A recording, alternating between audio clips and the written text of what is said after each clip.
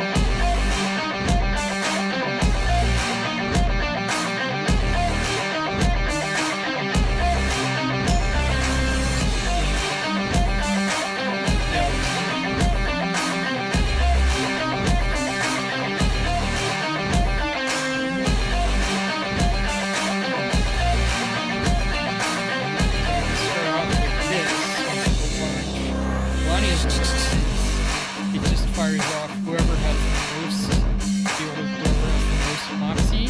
5 points here. And then I'll be able to hit her with her, Melania's other one. And I can run up in between. Let's see. And another one. I would give her a ton of good spam just to get a ton of moxie. That's going to give her extra turns.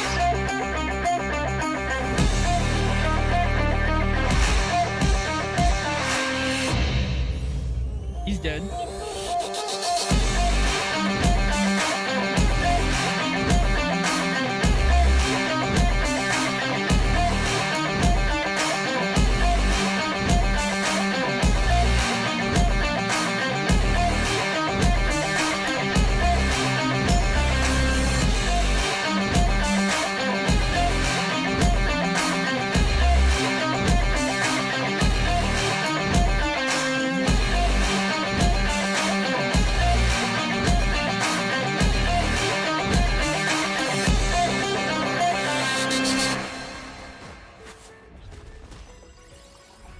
So this buffs her other skills.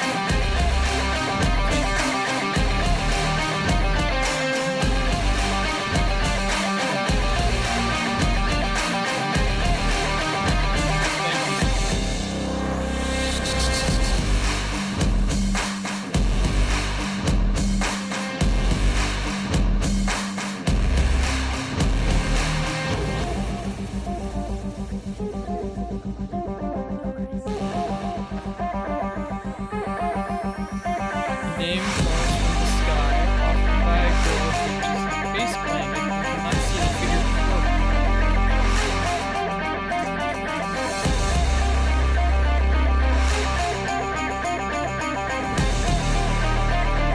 She wipes the snow from her face. Still dizzy, she makes out the stranger before her. As her vision clears, it becomes apparent that the fate is not a perfect one. At least the person holding the suitcase in front of her. Same woman she met before.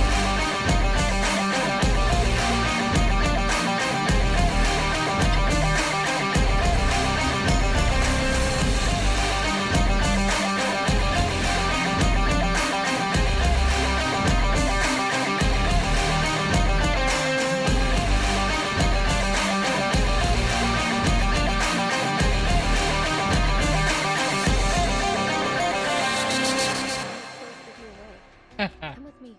I know a warmer place to talk. Not the prison, I hope.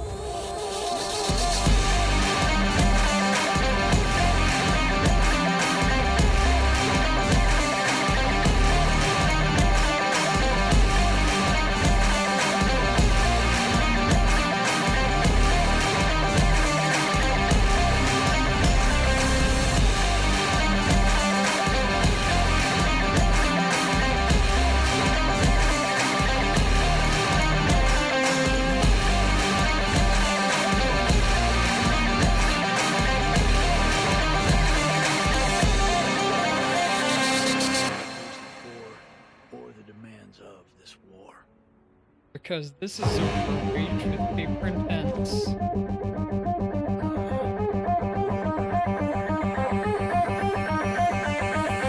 Which is often just as devastating.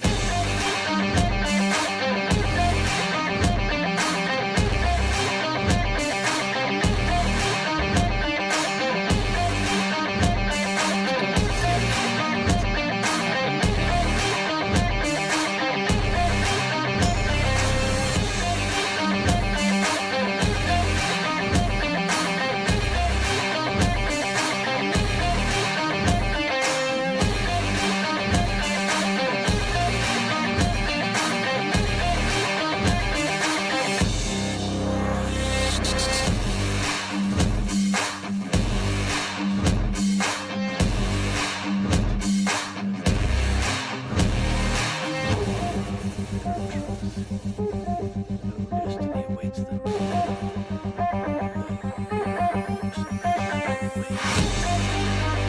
don't think this find some peace in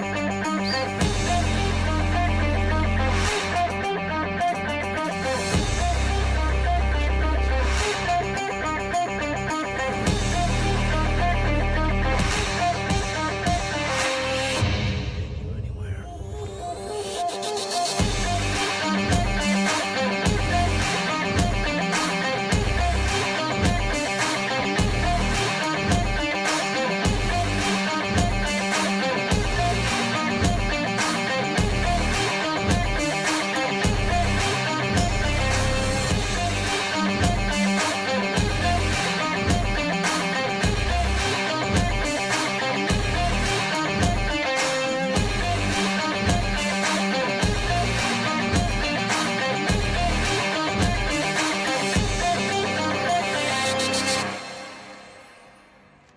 Wait, I go back to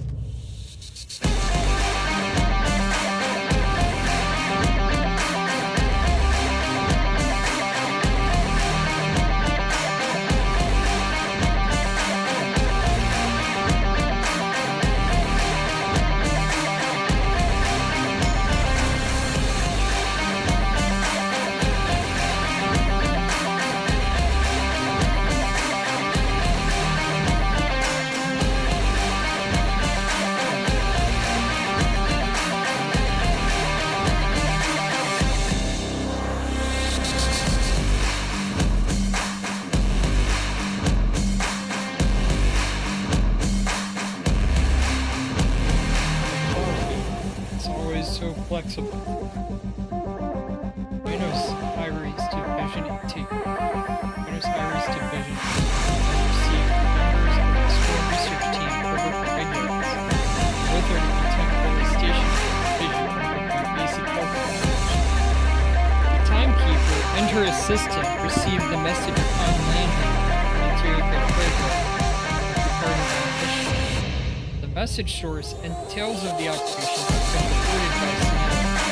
Our side currently has no access.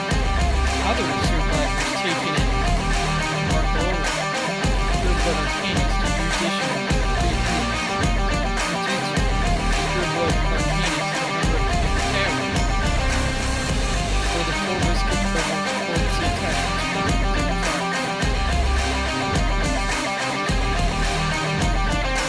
reports, English reports, rather than other reports.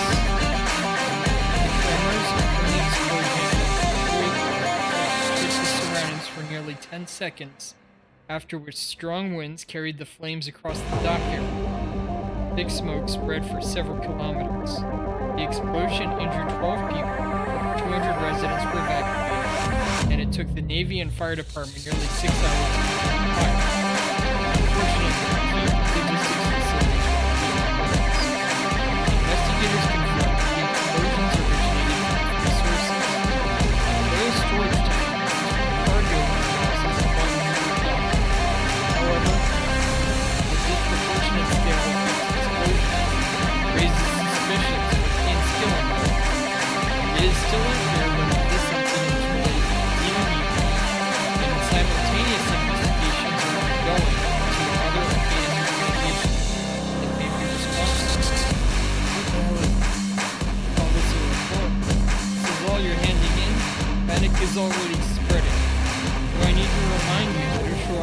is our nearest deepwater port. Flames higher than the lighthouse. Seawater dyed blood red. This catastrophe is bringing up painful memories of the war from over a decade ago. Our warrens are being torn open in the worst way possible. All this time I gave you to investigate. You're just giving me a list of possibilities. A few days ago, people suspected those lunatics locked up in prison. But what the hell can they even do besides bash their heads against barbed wire and spew up pathetic retort? Maybe they scribbled out a doppelganger on a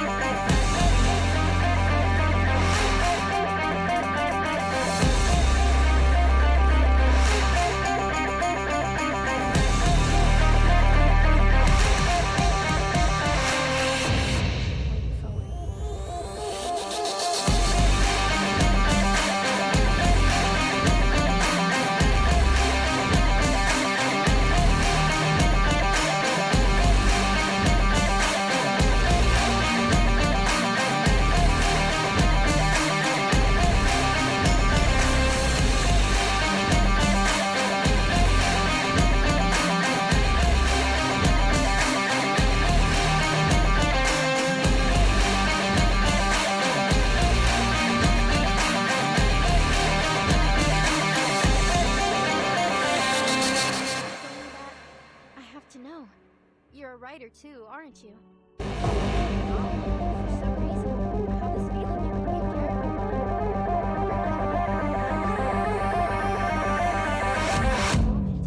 Please.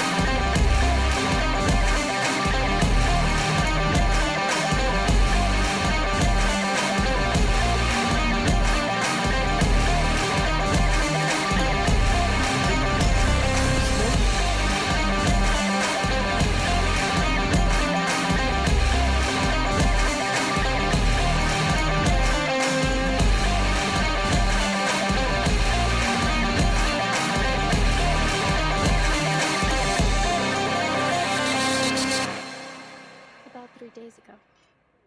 I remember the sun came out for a while that night. The streets were glistening with melting snow. 3 days ago, okay.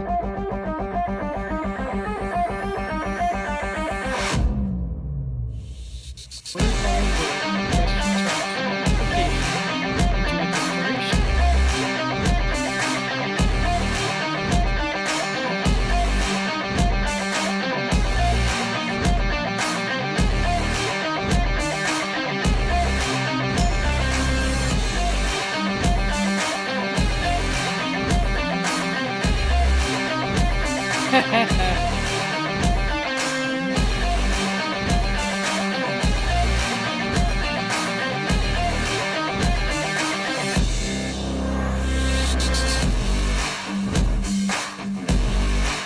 She reconciles this observation with a silent nod to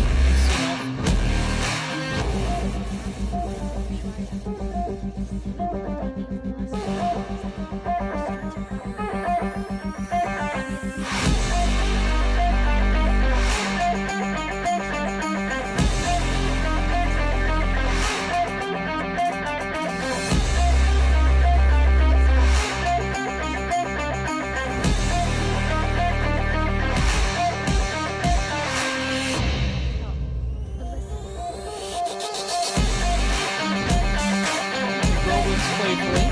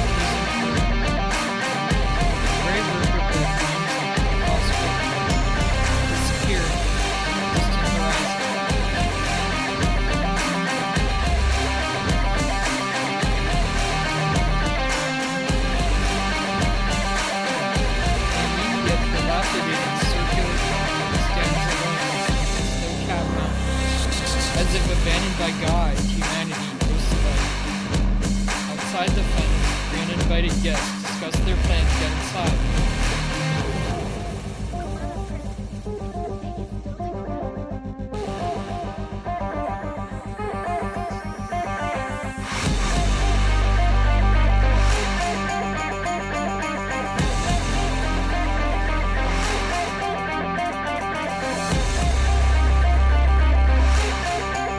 The young writer begins to slip again. She is prevented by Soneto's quick reflex.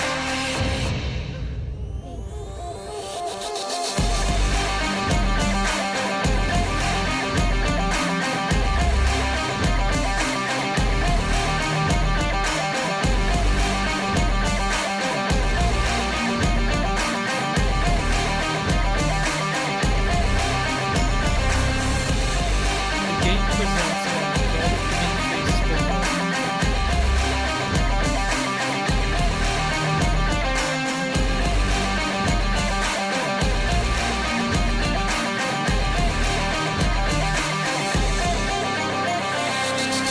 Excellent. Looks like our bureaucrats still have some worth. No offense intended. Since we're pressed for time, I believe we can ask the headquarters if you have more We should have the permit in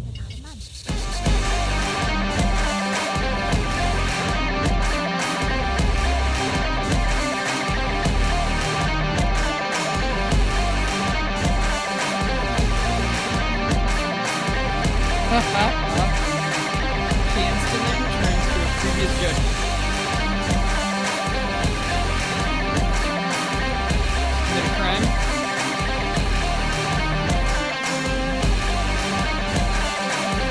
Alright.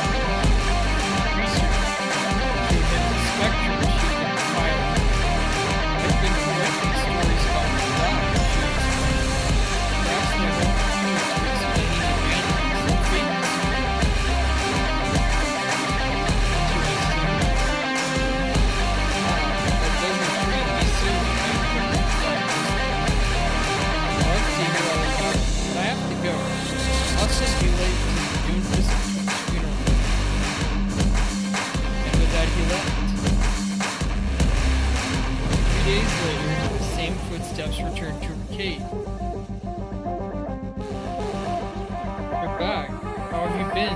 Did you make it to the funeral?" she asked. "And so?" "I have no idea what you're talking about," he replied tersely.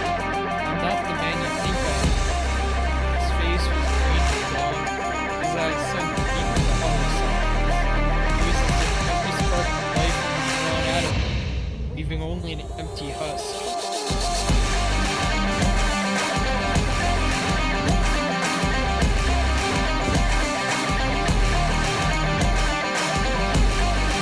The researcher insisted she wasn't mistaken.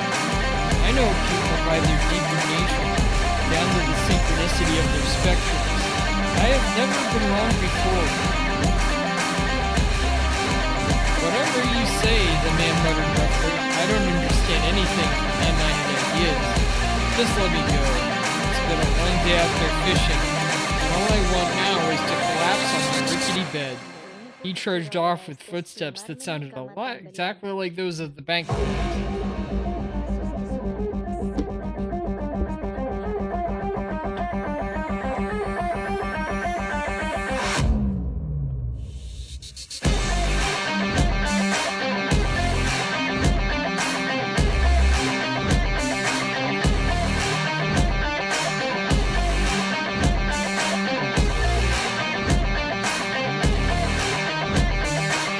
Okay, that's where the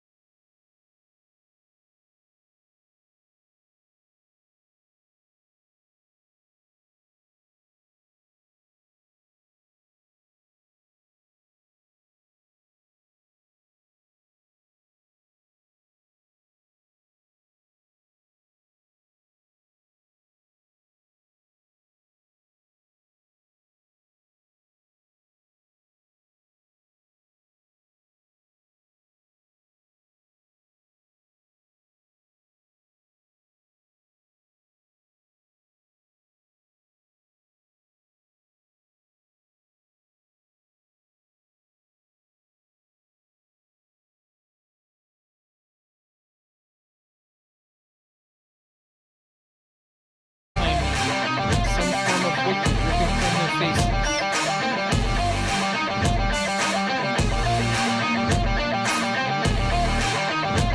I thought the darkness was a blessing. It wasn't too difficult to shake them off.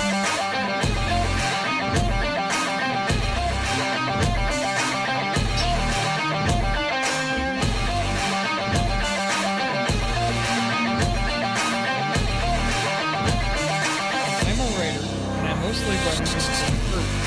I'm here for a short visit, hoping to find some inspiration.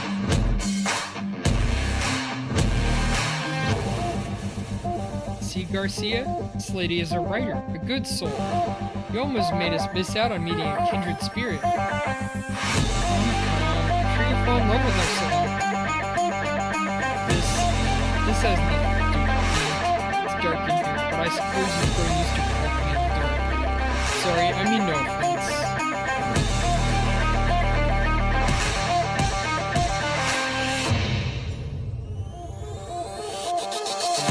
Take a little bit of break here.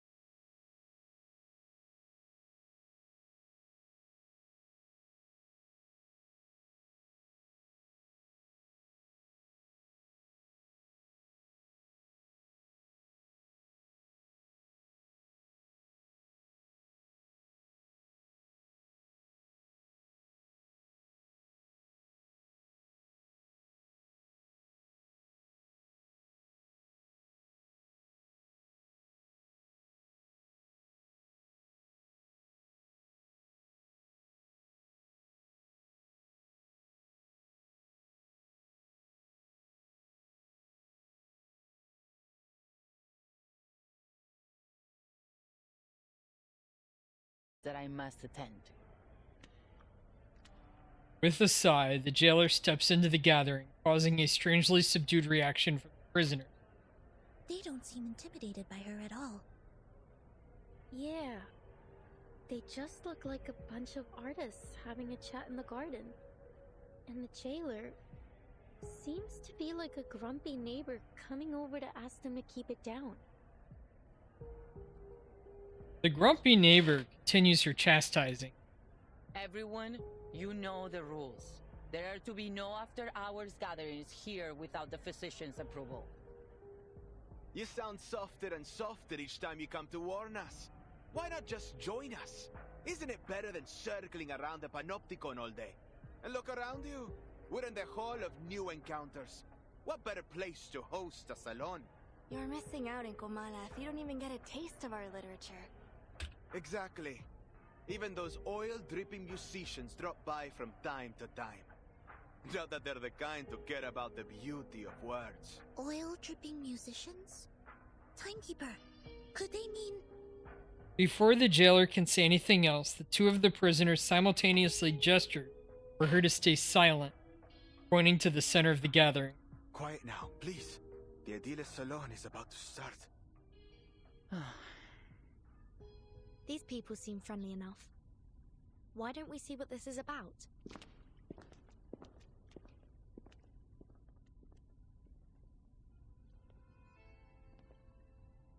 En desiertos, en estrellas, dentro de laberintos. En aguas, en espejos, dentro de reflejos. Soñamos sobre la almohada de paja de la muerte. Aquí estamos, rendiendo homenaje a los fantasmas. Para rendirlo todo otra vez. Para rendirlo todo otra vez. To give it all up again. My dear friends, we face a difficult truth. The movement of visceral realism still stumbles in the dark. Our poems, our language, our minds are tangled by a stifling vine. A mundane, stale vision shared among all bourgeoisie. We follow this vision blindly, clinging to the comfort brought by logic and conventional wisdom. And by it, we nip every branch of new art in the bud. Poems are perhaps too fragile an outgrowth to develop one's life upon. But here, we may light them like candles at our funerals. Let poetry become the bridge between us and the world.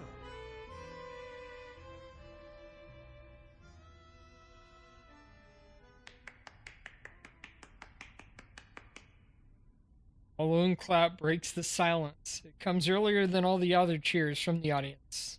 As we come back and forth over the boundaries of life and death, the old obstacles begin to take on a new look.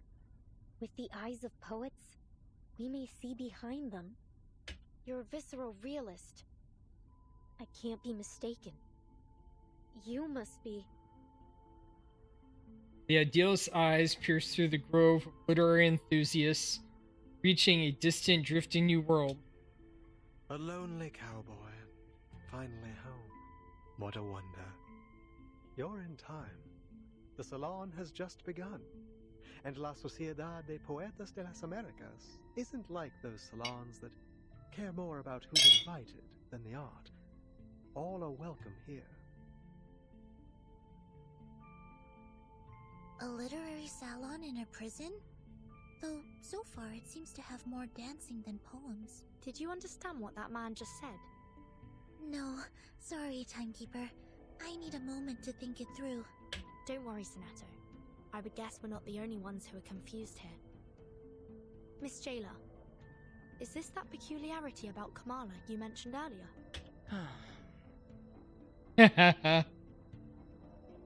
Enough, idealist. You're still an inmate here, and you are walking a very fine line right now. Oh, I'm quite aware of where I am and what lines I tread. This is a prison. The safest place for poets in this part of the continent. One cannot be arrested twice, after all. But you can be punished within the prison. The man's words draw laughter from the other prisoners as they turn to discuss that speech with excitement. But please, don't trouble yourself with our little farce. What harm could a few poets possibly do? All the irregular rhymes and wild contradictions of aesthetics converge into a chaotic countercurrent crashing against the newcomer. Recoleta clenches her fists in shock, certain that the man before her is her mysterious pen pal. Senor Idealist, might I ask you something? Hold on, Recoleta. All forms of communication with the inmates must conform to our regulations. We will need to record the conversation and submit it to higher authorities for review. I have some questions for the gentleman as well. But we're more than willing to follow the rules. I think the person I'm looking for might have attended this literary salon, or at least talked to some of its members. I'd wager she's spoken to that gentleman. That is, if she has been here at all. I see. Go ahead then. Just watch the time. As the visitors petition the jailer, Recoleta pushes past the bustling crowd and takes a deep breath. Are you Aleph? The noisy atmosphere plunges into silence, just like the still waters nearby. The idealist is evidently taken back by the name. Oh, another visitor looking for Olive. So you know him? Naturally, but I'm not obliged to speak of him to one who does not, stranger. The salon host is noncommittal, turning toward Recoleta's companions.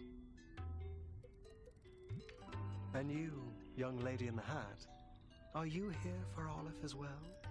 What a lively day this is. No, I'm looking for a blind woman. Her name is Doris. Ah, yes, I remember. Her writing was impeccable, like an exquisite crocodile skin handbag in a shop window. Elegant, yet condescending. Do you know where she is now? I'm not able to keep track of every inmate here, miss. Perhaps you should ask those who have seen everything from above, through the glass, where the scrutinizing eyes of power look down on us. Eyes?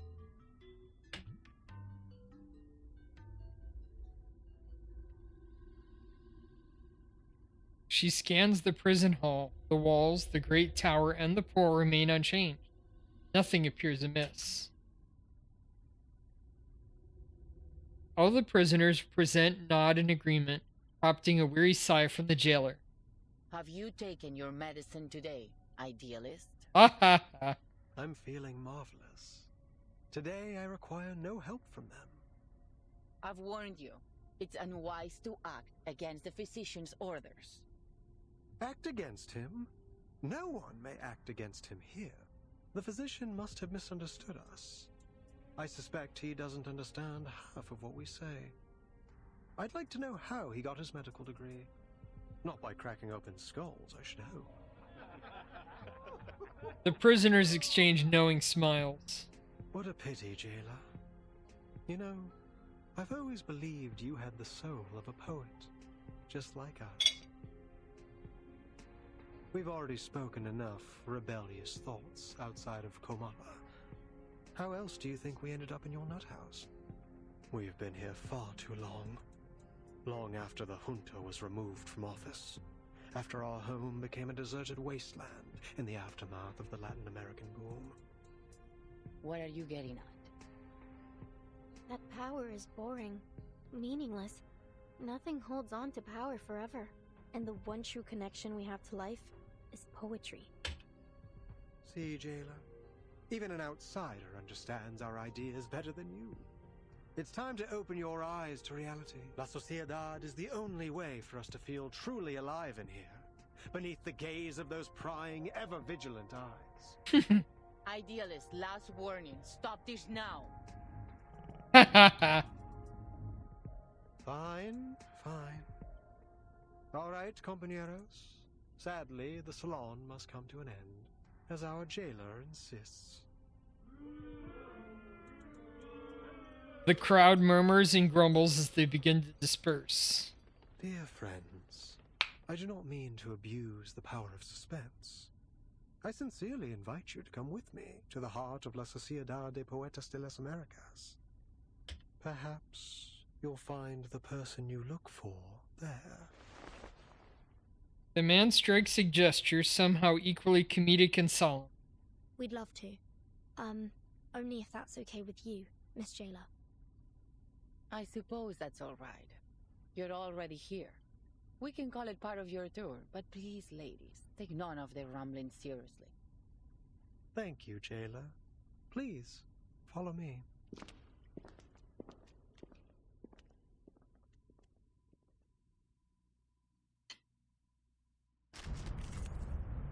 All of new encounters. Alright, we've got another battle. Nothing unexpected. Alright. I've got to defeat some pieces of wood. I guess the danger is getting lost. The road ahead is unknown. Choose the right direction and the path will reveal itself. Wait, this isn't the way to the gallery. It isn't the usual way. It's a shortcut. We call it the Reptilian Complex and Primal Hunger route. Much faster than the limbic system and postmodern anxiety route, let me tell you. But this passageway has long been abandoned, and entry is prohibited. It's extremely dangerous, too. Relax, Jailer. No one, not even you, knows this prison better than I. But, Timekeeper, I think we've just gone in a circle. Well, we'll try. I've got some trouble brewing. Ready? Aim? The show's on, hounds. Time waits for no one, even for a great.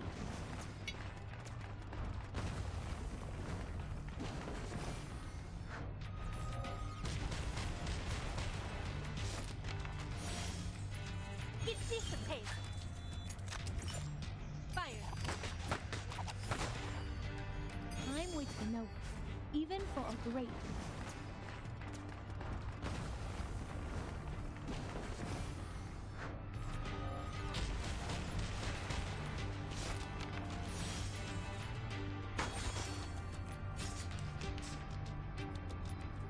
Get ready.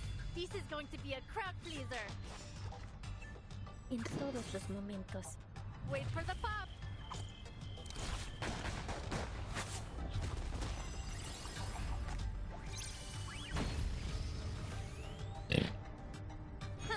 A truly villainous moment.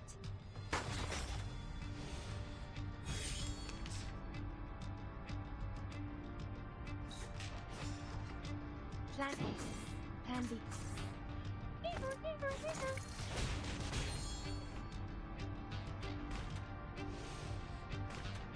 Alright, that worked. Oh, they've got another group.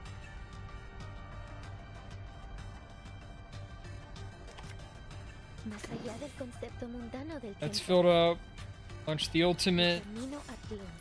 And launch The Melanius. show's on, hounds. Cosmología, filosofía clásica, en la acumulación de laberintos. Suéltalo todo una vez más.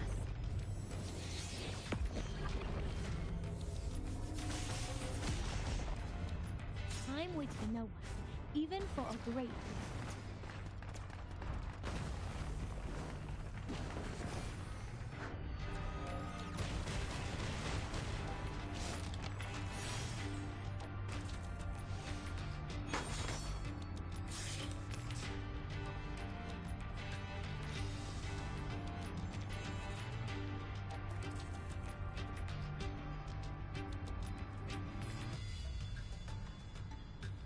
Plan A.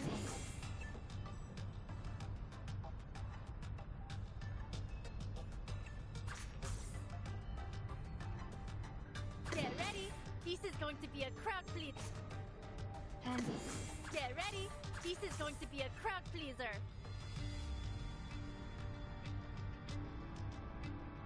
I've got some trouble brewing. An unconventional choice. Wait for the pop.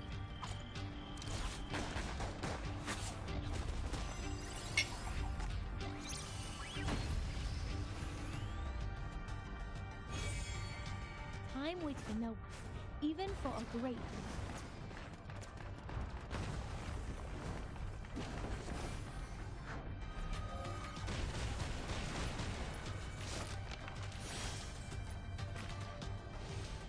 Fresh from the crucible.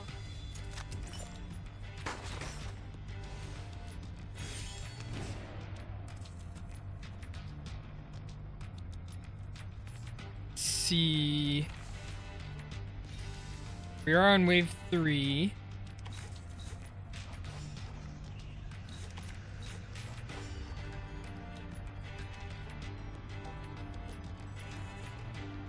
Throw up that and throw up that. 6 stats because of fixed plan, oh my.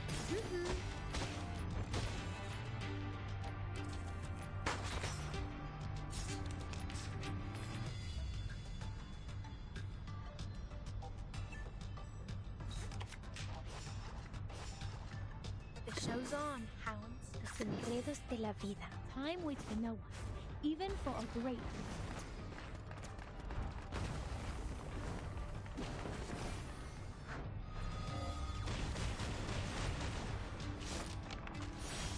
Should take out that one? Yep. Okay, and the other ones take out too. That's what it's all about. Life or death battle.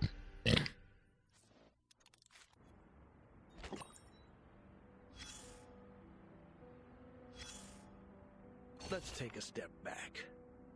Pull you out of that whirlwind of passion and dream. If you want to make the best call, you need to zero in on what really matters. So what's your take on that big speech? A Latin American boom. A sudden explosion that shook Latin American literary circles about 30 years ago.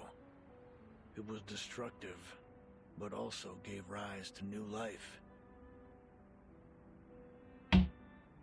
Lucky for us, we don't have to worry about shell shock in the literary world.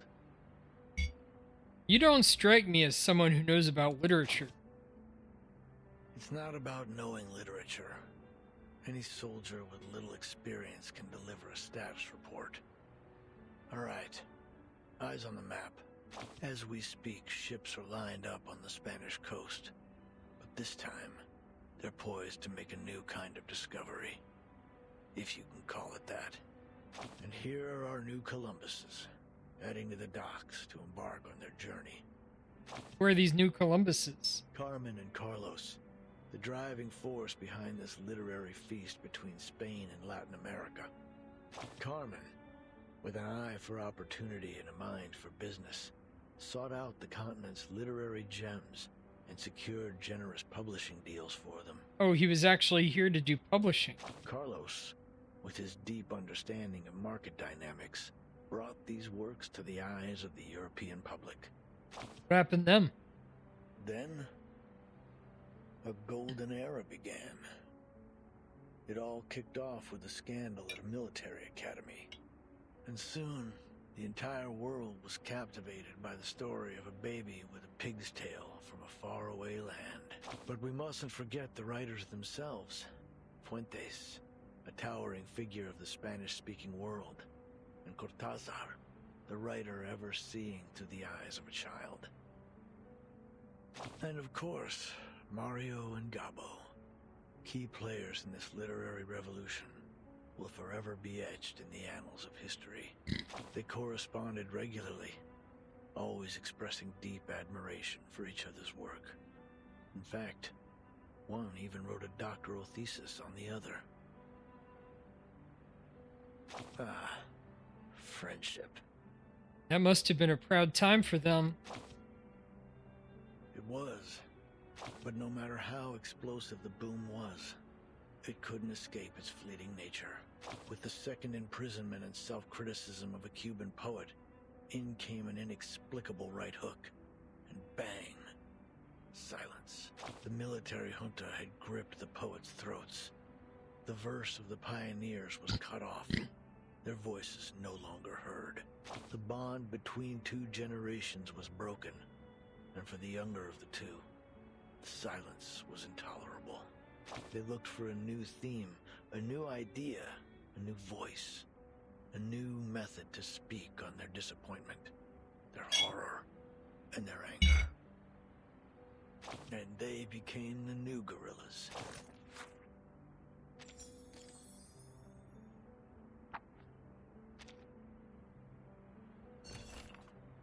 Towering walls, prisoners deep in the abyss paint pictures of the sky.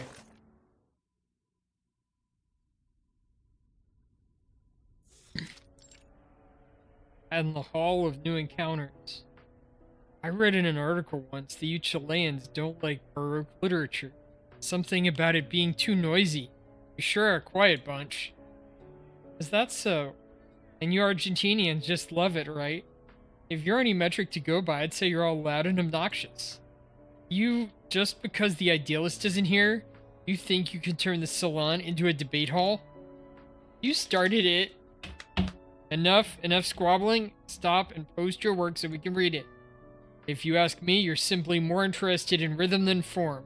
Spanish is a rich language, one that is inherently expressive, ever-changing, and artistic, much like Baroque literature. The typically quiet man's words douse the argument like a cold splash of water, sending the group into a rare moment of calm. Haha, all jokes aside, I do miss them. Ever since those mad members left La Sociedad, we've had far fewer breakthroughs in stream of consciousness writing. I, for one, would gladly discuss the aesthetic value of stream of consciousness composition. As this topic surfaces, the inmates' voices begin to rise once again. It was a most unusual literary salon, full of emotionally charged statements and biased opinions. But I didn't mind. In fact, my feeling was quite the opposite. The inmates gave me such an incredible feeling. Not one of them saw themselves as a prisoner stripped of their freedom. A group of literature enthusiasts coming together in an abandoned prison and collaborating to build an ideal nation. It felt as though it was the result of some kind of pact, but in reality, it was clearly a government-run prison. Everyone quiet down. I have something to announce. An unfamiliar voice cuts off the clacking typewriter in Doris's mind. A woman walks out from the front end of the darkness and steps into the center of the salon, stopping before the whiteboard and podium. Mr. Idealist entrusted me with hosting the literature salon. He left a letter under a stone in the corner stating that he had a personal matter to attend to. For this session, I will announce our next research topic. Fiction's duality in reflecting reality and the self. Heavy gasps, turned heads, and uproar spreads through the audience. Clearly, this wasn't the topic that they were expecting. She raises the letter in her hand for a gesture for silence. Like-minded fellows, aspiring writers. Since the turn of the century, the names that once shook the literary world have gradually faded into obscurity. Literature's been shoved aside in the world of art. People attend theaters, cinemas, and even art galleries to enjoy paintings and sculptures, but few can finish a book. What is left for us to do? When families are torn apart and our nations are ravaged by tyranny, let stories be our weapon. They should be the sword that cuts through the bloody truth, the beacon that lights our way forward. the audience falls into silence. You could try writing a Latin American War and Peace, and we could continue with our original salon topic. The two aren't mutually exclusive. I've spent the whole month preparing for the topic the idealist previously proposed. If you insist on changing the subject, then I'm afraid I'll have to take my leave. Miss Octavia, forgive me for interrupting, but this isn't the topic we agreed on. Everything you've said, we just can't do that. We haven't even figured out things for ourselves yet. Octavia, it is an interesting topic. Perhaps we can talk about it another time. Besides, don't forget the reason you're here in the first place. For preaching that the novel is a weapon. Yeah, if it weren't for your rich daddy, you'd be on the gallows, not standing here preaching to us. Another prisoner stands, his voice clear. You've completely missed Octavia's point. A great writer should be like an obsessive grave digger, digging up the rotting flesh of social realism from the grave of our times. Only this crucible is worthy enough to be the host of our literature. At that time, Mr. Garcia looked visibly resistant as Mr. Julio issued stern reminders and Mr. Berta attempted to mediate. More and more members joined the debate, and the voices both for and against Miss Octavia's proposal emerged. It didn't take long for La Sociedad to split into two camps. That was when I realized I needed to do something to get this derailed literary salon back on the tracks. I'm a writer, and I'm... Please allow me to introduce myself. I'm Doris, from Sao Paulo. I'm a writer, and I mostly write under the name Erd. Erd? Erd? That name sounds familiar. Have you written for Atu?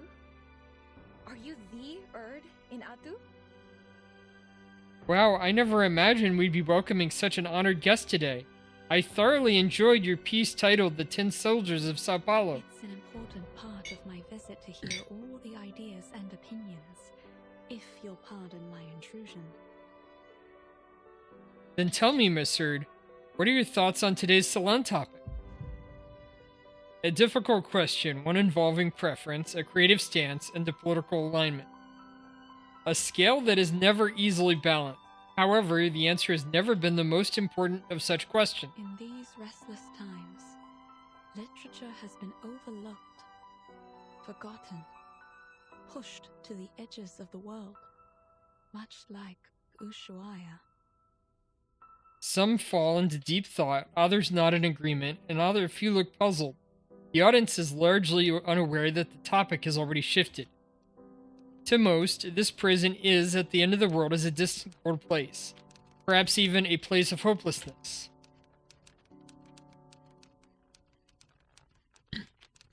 When a prisoner is first sent here, I cannot help but imagine that the first thing they feel is a stagnant pool of water and a calm, quiet despair. She reaches the chance to guide the literary salon back from the muddy trenches of ideology. She recalls the days while looking out over the river, boats, and palm trees. Words are honest. They have no capacity to lie. I came here to gather material for my next book. I plan to record everything I experience in this place, faithfully.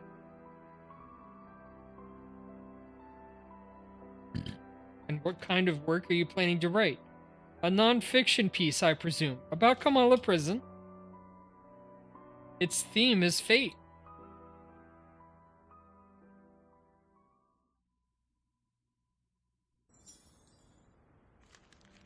Alright, I'm gonna get some tea.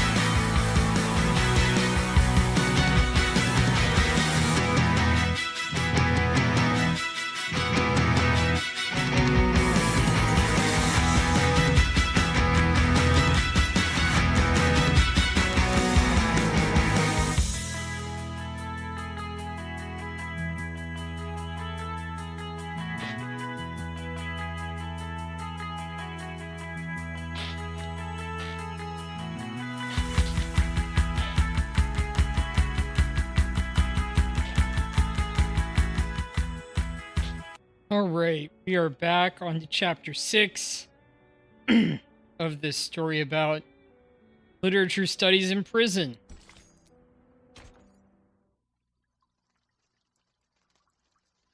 Shadows of the Living.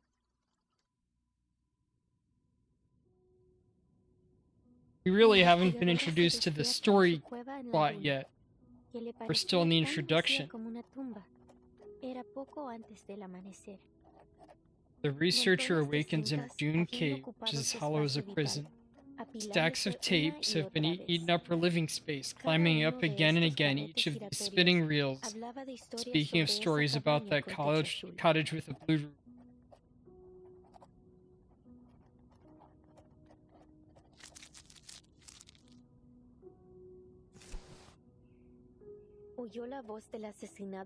She heard the voice of the murdered donkey driver behind her.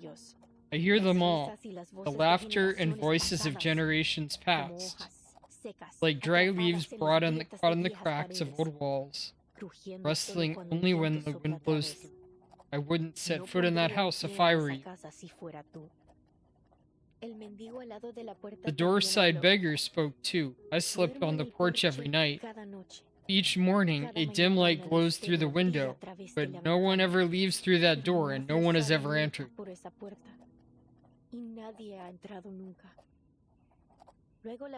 Then the bank clerk's voice. It is the story of an alter ego.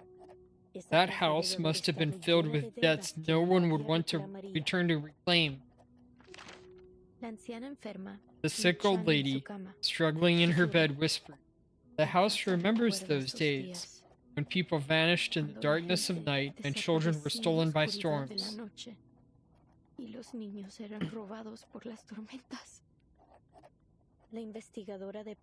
Paracausality researcher had heard enough and drifted back to sleep again.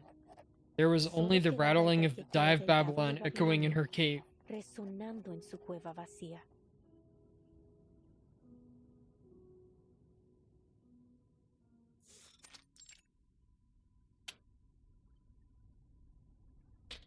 In a deteriorating activity hall, thousands of floating slips of paper form a blurred, colossal face.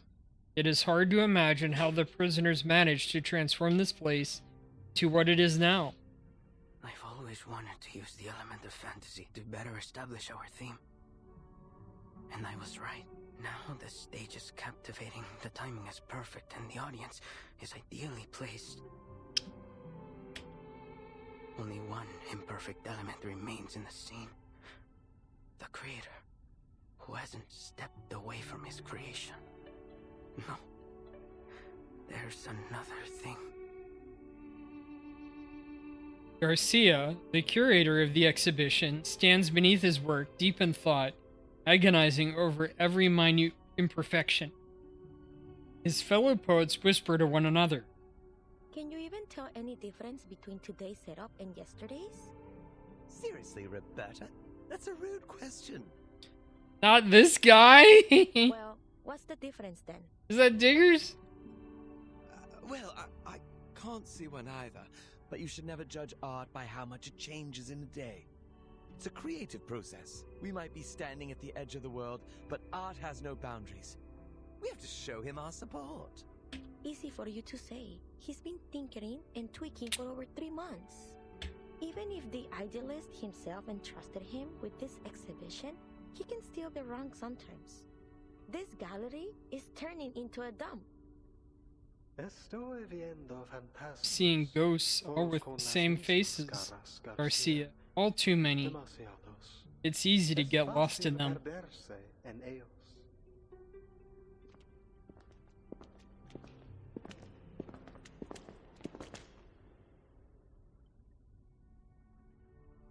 Having navigated through the labyrinth, the idealist, the leader of La Sociedad, arrives at the exhibit's entrance, accompanied by several new faces and the jailer.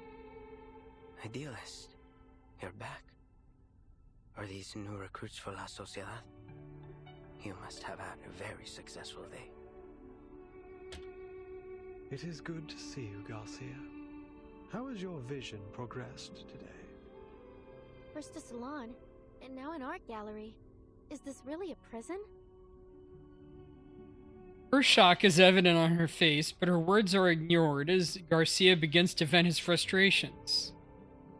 As you can see, I've strived to push the element of fantasy in my work so that it might reach perfection, but why doesn't it look like what I imagine? It's like I'm trying to work on a shadow.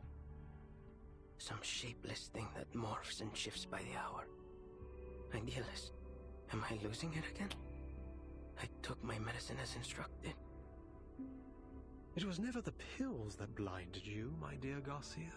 You mustn't let tedious routine stifle what's truly alive. Remember, like those old poems, your exhibition must have a timeless rhythm that's never lost to the changing of minds. Garcia holds out his hands as if grasping something, beating, but fails to hold on to it. Sorry, maybe I'm just not getting it. Look out. There's your answer. Though the sun rises the same way every day, the multitudes of shadows it casts are ever changing. Isn't that the only constant in life? Change. We foolishly pursue stability and constancy, but our very world denies it. Take a step back. Take several, and see the truth for yourself, lest you too become lost among the shifting shadows. I get it now. It's the changing light that makes the exhibit seem different from what I expected.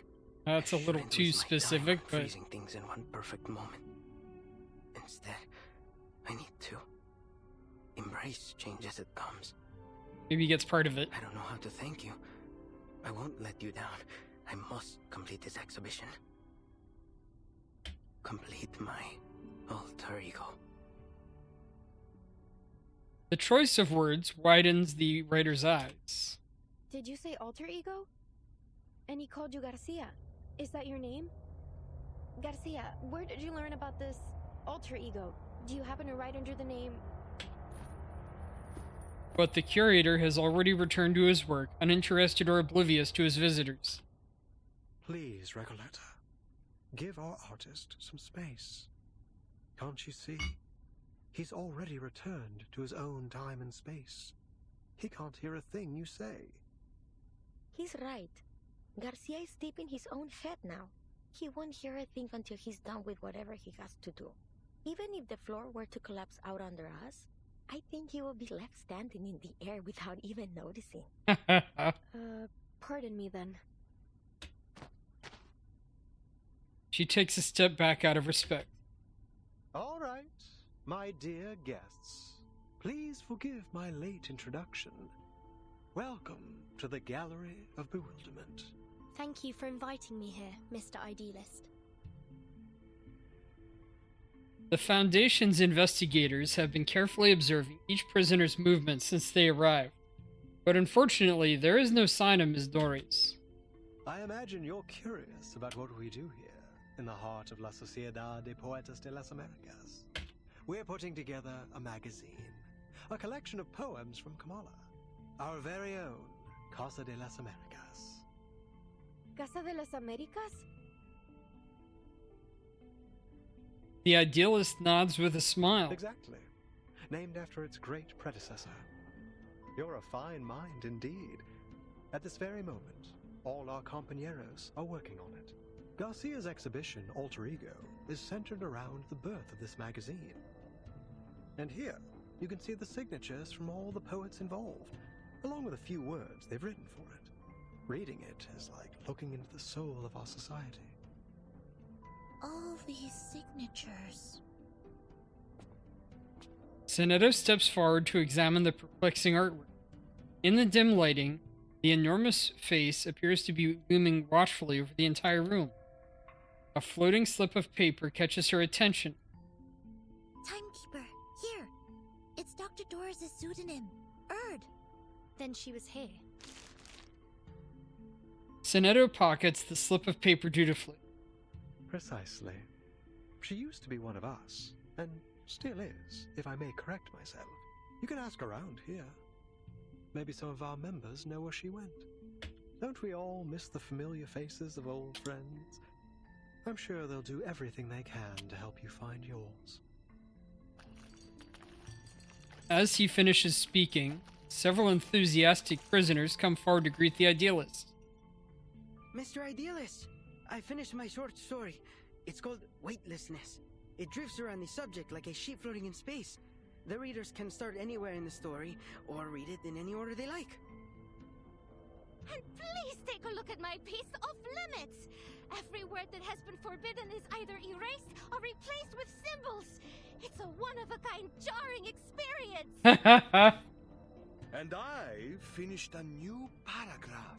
Just wrote it today. A prisoner wrapped in several meters of manuscript paper, like a strange sort of mummy, squeezes into the crowd. Oh, new faces. Welcome.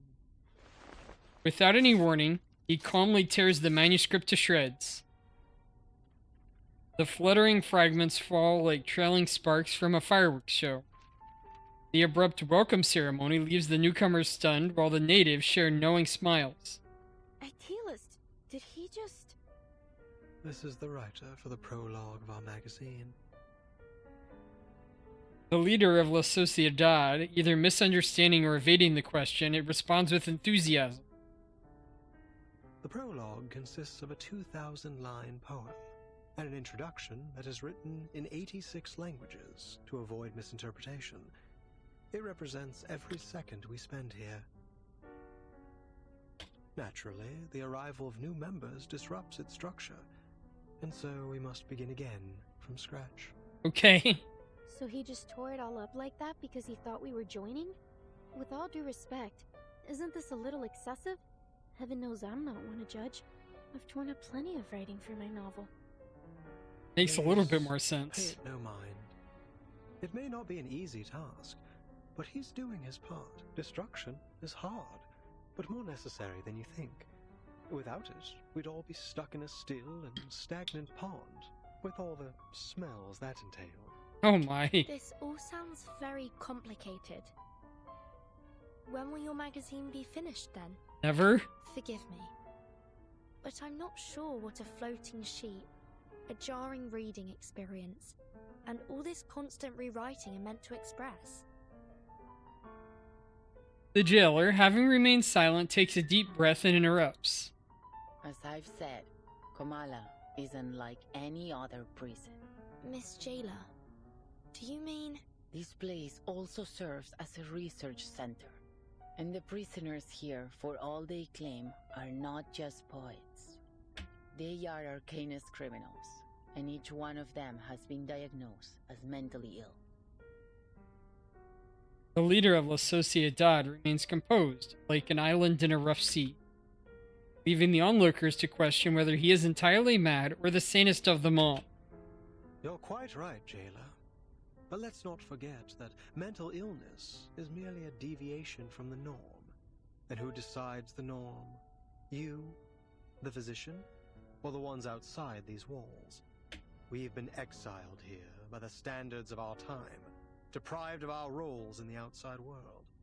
So please, as we agreed before, I ask you not to interfere with the affairs of La Sociedad. These people are visitors, not your new recruits. But should we not hear their thoughts first? The idealist turns toward the visitors with an urgent plea. My friends, no one escapes the eye of power. We must resist. Stand with us. Pick up your pen and take poetry as your shield before it is too late. Idealist, I admire your fight, but I came here with a different goal.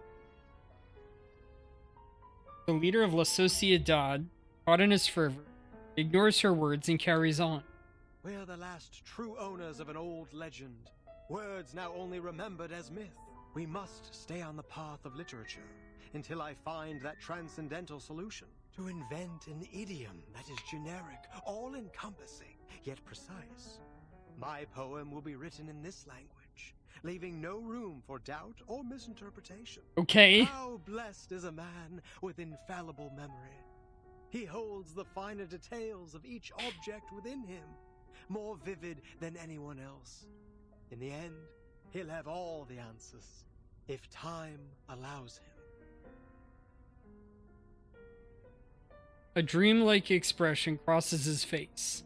It briefly seems as if he has become an entirely different person, but his vision is soon interrupted. Sweet tongue, sister, howls, hermaphrodite, tango. They put the whole city in the nut house. Timekeeper, look over there. Isn't that the prologue writer? There's something off about him. Please, Timekeeper, stay away from him. What's happening? Idealist, Pablo's having another episode. Multiples of us. You make reality sick. A flash of arcane energy flares up, and the jailer steps into the crowd reactively. I could use your help, ladies.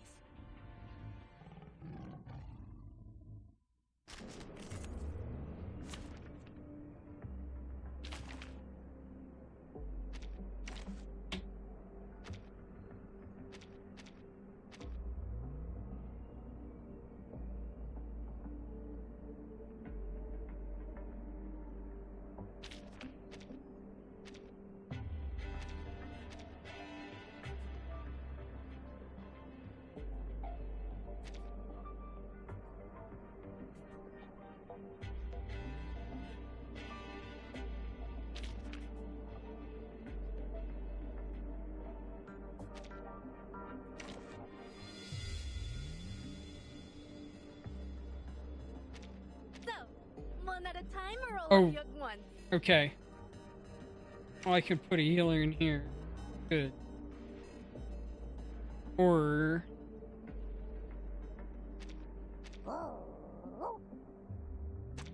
don't really need a healer for a simple one like this.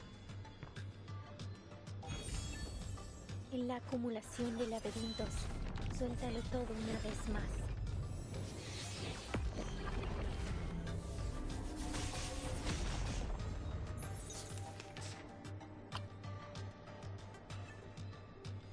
Alright.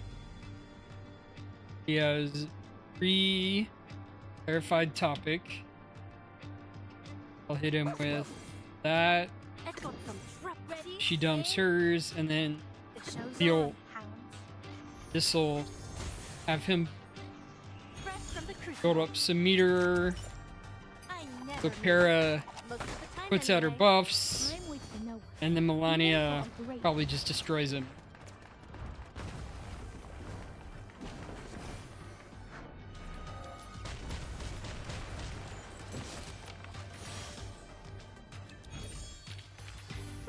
That one's me.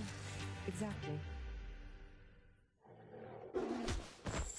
The frenzied prisoner is subdued. He lies convulsing in the center of the exhibit hall. Poor soul. I'll bring him to bed. Well done, ladies. Aren't you full of surprises? What was all that? It seems he had a mental breakdown and lost control of his arcane skill. It appears that every line he recited carried unbridled power. Usually, only specific lines can channel arcane energy. You can't just force the power into words or craft a poem to serve your purpose. Pablo must have a rare gift for identifying empowered lines. When he recited them all aloud, they overwhelmed him. That's right. He's a genius who rides the tides of emotion, just like Arthur Rimbaud. We always keep a close eye on him to make sure he doesn't recite anything while reading or writing. Roberta trades glances with the tense jailer and her visitors. But sometimes things slip through. You must understand how difficult it is for a poet to never taste the words on his own lips. So then, this isn't the first time, and you're all fully aware of it. Do I understand you right? Did you just admit that you've been hiding an inmate with a dangerous condition from us? According to the safety regulations for the Panopticon of Kamala, he must be sent to the physician for immediate treatment. The jailer's command causes a dramatic shift in the room. No, wait, we can explain. He's doing fine. We know how to help him. This was just an accident. We got distracted by the new members. We won't be handing him over to the physician. No true writer would allow their mind, the most sacred palace of their thoughts, to be opened up to that cold-hearted, ignorant butcher. Even one who believes their inspiration flows from a source beyond the mere substance of a brain would refuse it. The jailer furrows her eyes and pulls out her weapon. The air tightens into an invisible thread.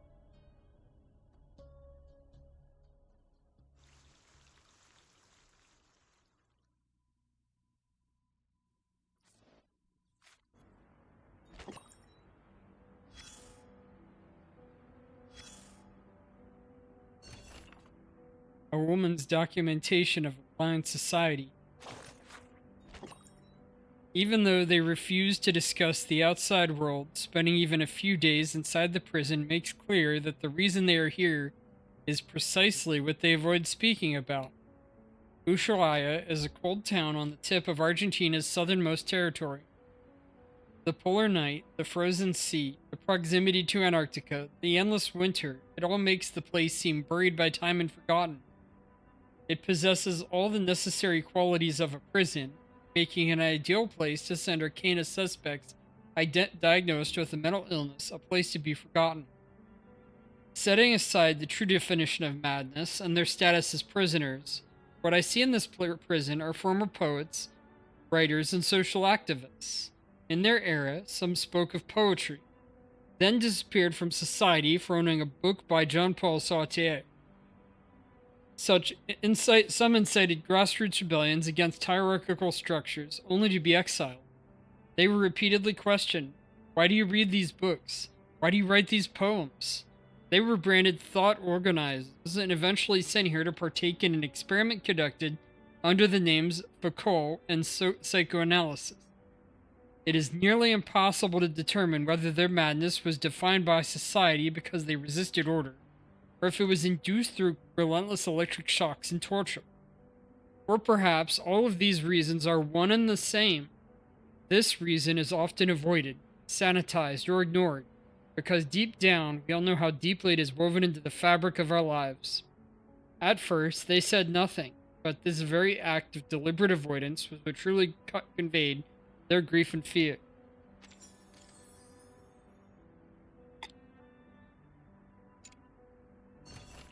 Into the darkness.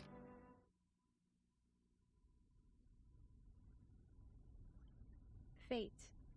Yes. It looms over us, yet each of us may hold the power to steer its course. Just like the nation of contradictions, its fate should also be... Ahem. In that case, shall we officially begin the salon? The ever-observant Roberta, noticing the tears welling in Octavia's eyes, cuts her off. Would anyone like to share a story on this topic? Whether it's a personal experience or a written tale, let's bring some life to the salon. Well, if no one has anything to say, I could perhaps retell the story of my fateful journey across the Mexican border. Screech. Chair screeches as one man stands. All eyes fall on his face, shadowed by his heavy brow and sharp cheekbones. An unexpected twist. No one noticed him quietly sitting at the edge of the crowd until now. I spent the first half of my life as a bank clerk. One day, sitting behind that glass window, staring at the endless streak of checks, papers, and flyers, it hit me. I was serving a life sentence. So I quit, went home, and decided to write something. My wife threw a fit at me, but when I wouldn't budge, a cold war broke out between us. And then finally, she issued a unilateral eviction notice. I got drunk, punched a bastard officer who was beating a beggar in the street, and everything after that's a blur. When I came to, I was already here. A place that feels more like home than any other place ever did. The idealist gave me some water and suggested I write to Aleph. So I did. I wrote a letter and asked a question. 2 weeks later, I got a reply. Just one line. I'm still trying to figure out what it means. In the short span of life, there exists an infinitely extending staircase, and at its end lies nothing but a silent body of water. Julio, I had no idea you had such a story. Why haven't you mentioned it before? I didn't know you've written to Aleph too. Octavia, maybe you did choose the right topic. Young, passionate writers like you should carry the dream of a changing society. Don't end up like me, waiting until this age to finally pick up the pen. Oh? The hostess, fully engrossed in the story, has almost forgotten all about the topic.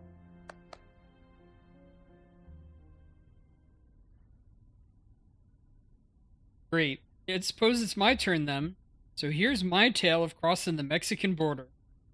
For heaven's sake, spare us. I've heard at least 7 or 8 versions of that story already. Not to mention the 5 short stories in your collection. 5 stories, Roberta, 5, and the only difference between them is the narrative perspective. Repetitive narrative is indeed an important topic in literary criticism. The remainder of the salon is spent in noisy chatter as the storytelling quickly spirals out of control. Only Dr. Doris quietly repeats that name to herself. Aleph.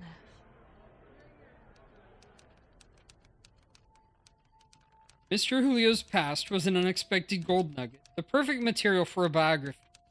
I'll treat it with care in my next submission. By then, I had nearly forgotten why I was still in prison. I had been swept up in the literary salon. I resolved to record all that I witnessed in this prison. As to whether the inhabitants are truly prisoners, that will be for the writers to decide. At the time, I did not ask how they found their way into this prison. Like them, I was thinking of purer things. Looking back on this journey, I now see that the tangled strands of Las Babas del Diablo had formed an interconnected web. Just as the salon gets into full swing, a new face emerges from the shadows, only the smile clearly visible. Rarely do I observe the salon from afar, taking in all its symbolic quirks and subtle metaphors. The bridge between reality and unreality, poetry of the typical and the atypical. This is exactly how I imagined the La Sociedad de Poetas de las Americas when I founded it. New arrival catches her attention. Reality and unreality. Are you referring between the difference between nonfiction and fiction? I'm afraid I haven't quite grasped your full meaning. Ah, but you understood at least part of it, didn't you? That alone proves we're walking the same path. The unwavering pursuit of aesthetic truth. We are citizens of the literary kingdom, stargazers chasing the first light to reach the shores of the new world, children crying beneath the light of tree of pure ideals.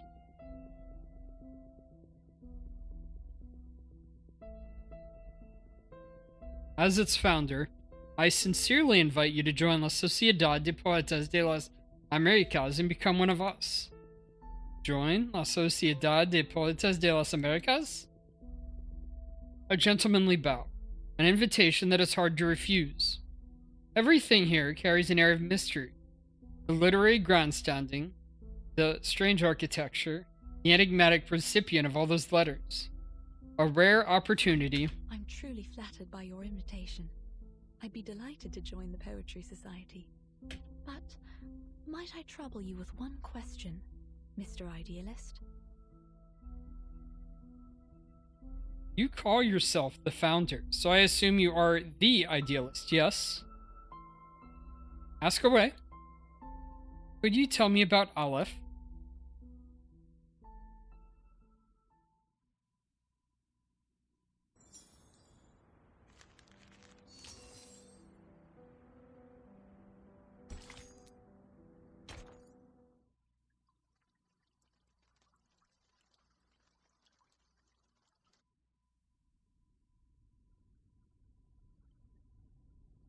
This is a serious violation of the rules. I'll have to report this to the physician, and all of your treatments will need to be reassessed. Until a new treatment plan is in place, all members of La Sociedad are confined to their cells without any of their usual privileges. The jailer heavily emphasizes La Sociedad, triggering a commotion among the prisoners. This is not what we agreed to. You gave us your word! Affairs within La Sociedad were not to be disturbed! Please, don't do this. Please, he doesn't deserve this. No one does. We don't want to lose our friend. The previously convulsing prisoner struggles to his feet. Please, Senora. I swear it won't happen again. I'll take the medicine on time as instructed. I promise I won't hurt anyone. I'm sorry, Mr. Pablo, but rules are rules.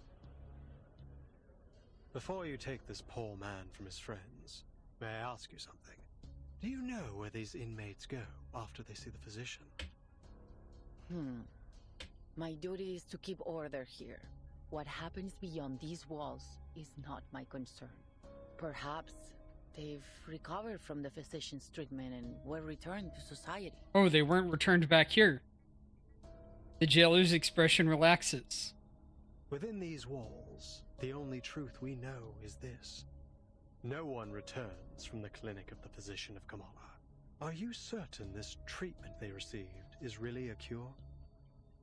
Pablo is harmless. He's just a writer who has a talent for finding words and poems. That's all. Please, let him stay. We'll look after him. He can have our share of the medicine. We'll keep him in check. But this doesn't conform to our regulations. Still as arrogant as ever, idealist. One day, you'll get us all killed. A stranger enters the exhibition hall. As she arrives, the jailer exhales with relief. Oh, it's you. I'm glad to see you here. Who is that? That's Octavia, one of our model inmates. She's been a great help in the past. If you're interested in prison literature, I'd suggest talking to her instead of the idealist. So, she's a writer too? Who would have thought? This place has got writers coming out of the woodwork. I thought it would be easy to find my writer friend in a prison. But what are the odds that I'd break into a place absolutely lousy with them? She used to be in their gatherings, until she got tired of their nonsense and started her own faction. New arrival brings out a change in the idealist. He clicks his tongue imperceptibly. What are you doing here, Octavia? Haven't you heard? The era of chieftains, ghosts, and plantation stories is over. Visceral realism is the future. And has this brilliant visceral realism helped you finish any of these poems? What a waste of time. I'm not interested in your movement or arguing with you. I just walked by and happened to witness another episode of your brutal arrogance. And I'm not about to just stand aside and watch you repeat your mistakes. I'm taking Pablo to the physician. Care to lend a hand, Miss Jailer? We agreed to mind our own business. Are you breaking our agreement? No one will be allowed to erase a word from our poems. It's a battle? Show me what you got. Oh, we're fighting both of them. It's the idealist and Octavia. Let your ego cause enough trouble, idealist. Ah, okay. Enough. This pointless arguing ends now.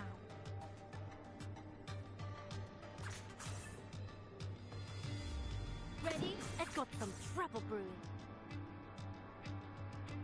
The show's on, hounds. Time waits for no one, even for a great one.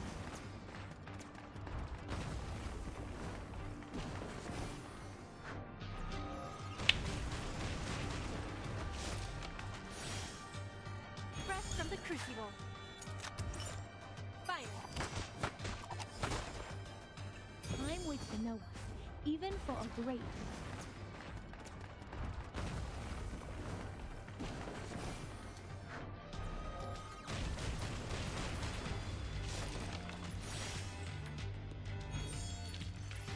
Although Although we come from different lands, we share the same dream.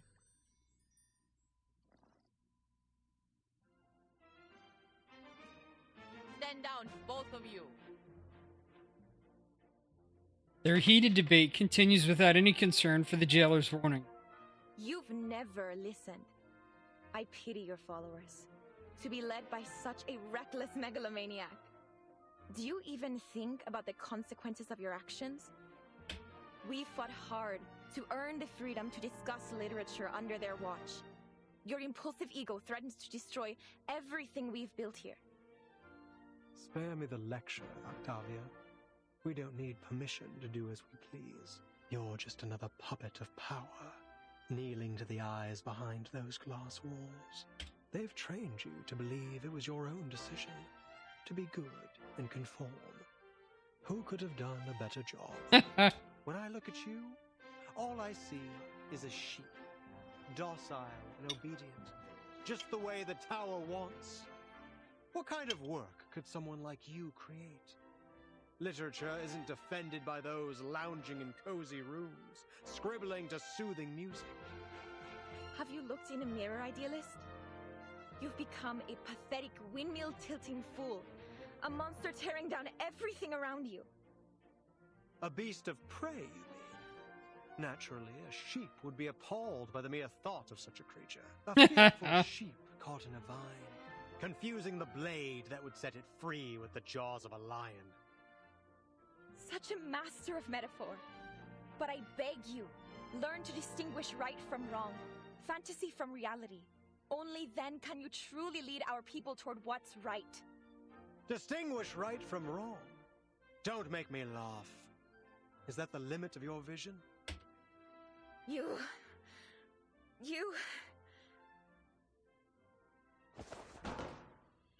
The impassioned leader jumps onto a nearby bench, striking a dramatic pose before the crowd. He raises his arms and launches into a speech. Friends, listen to me. There is no truer home to literature than a prison. Blast of deafening sound and all words fall from the air.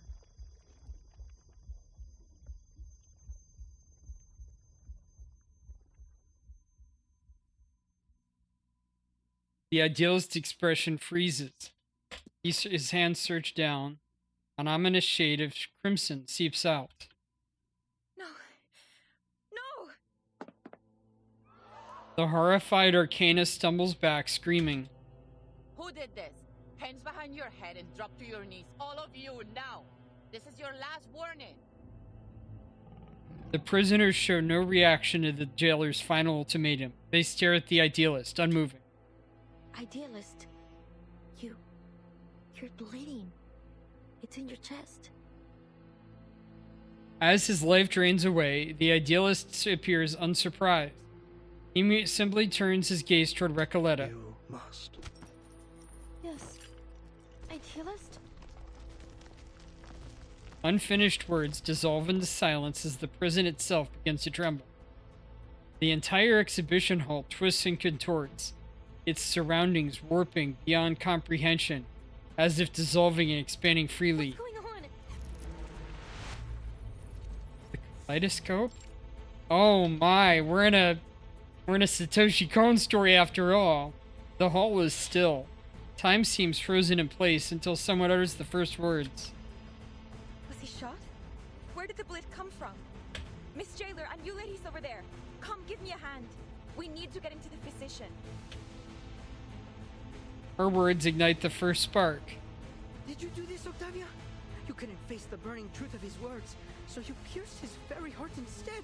Justice was blazing with the fire of justice. Or was it you, Jailer?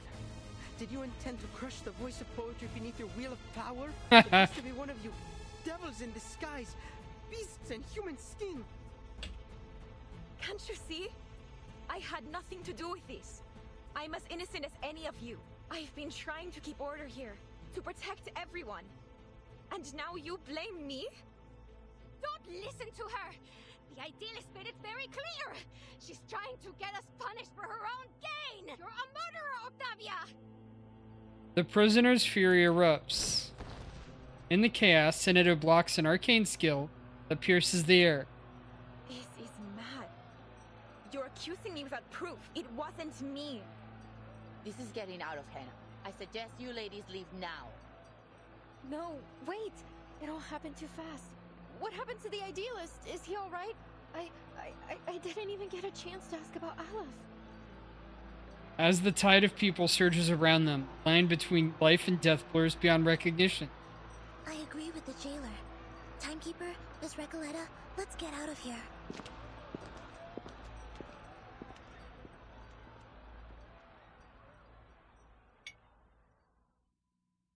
The violent conflict rages on, and everything else becomes meaningless. The illusion of time dissolves, its flow unknown.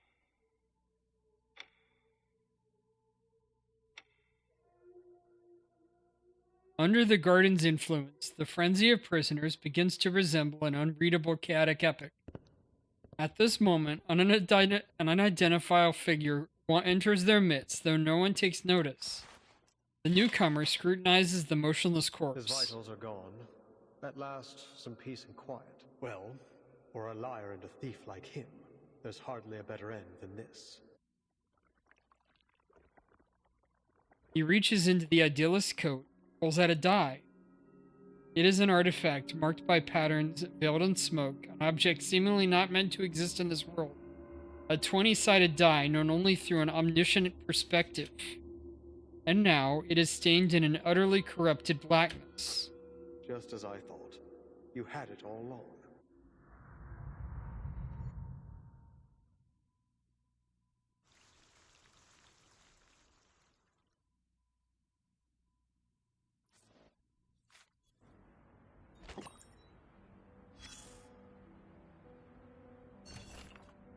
Enter the darkness.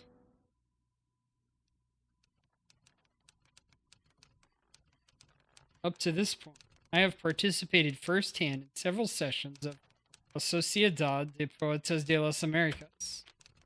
Those literary experiments treated language as an advanced game, weaving reality and fiction into an invisible web, ensnaring everyone present in a maze of words. Never before had I been so intimate with literature, or thought about it so deeply. I was amazed by how words could so vividly express both playfulness and value. Till that ordinary afternoon when a poet named Eduardo was reciting his new piece with refined rhythm, and Miss Octavia was discussing the state of Sao Paulo with me. No one noticed anything unusual about Mr. Julio's condition.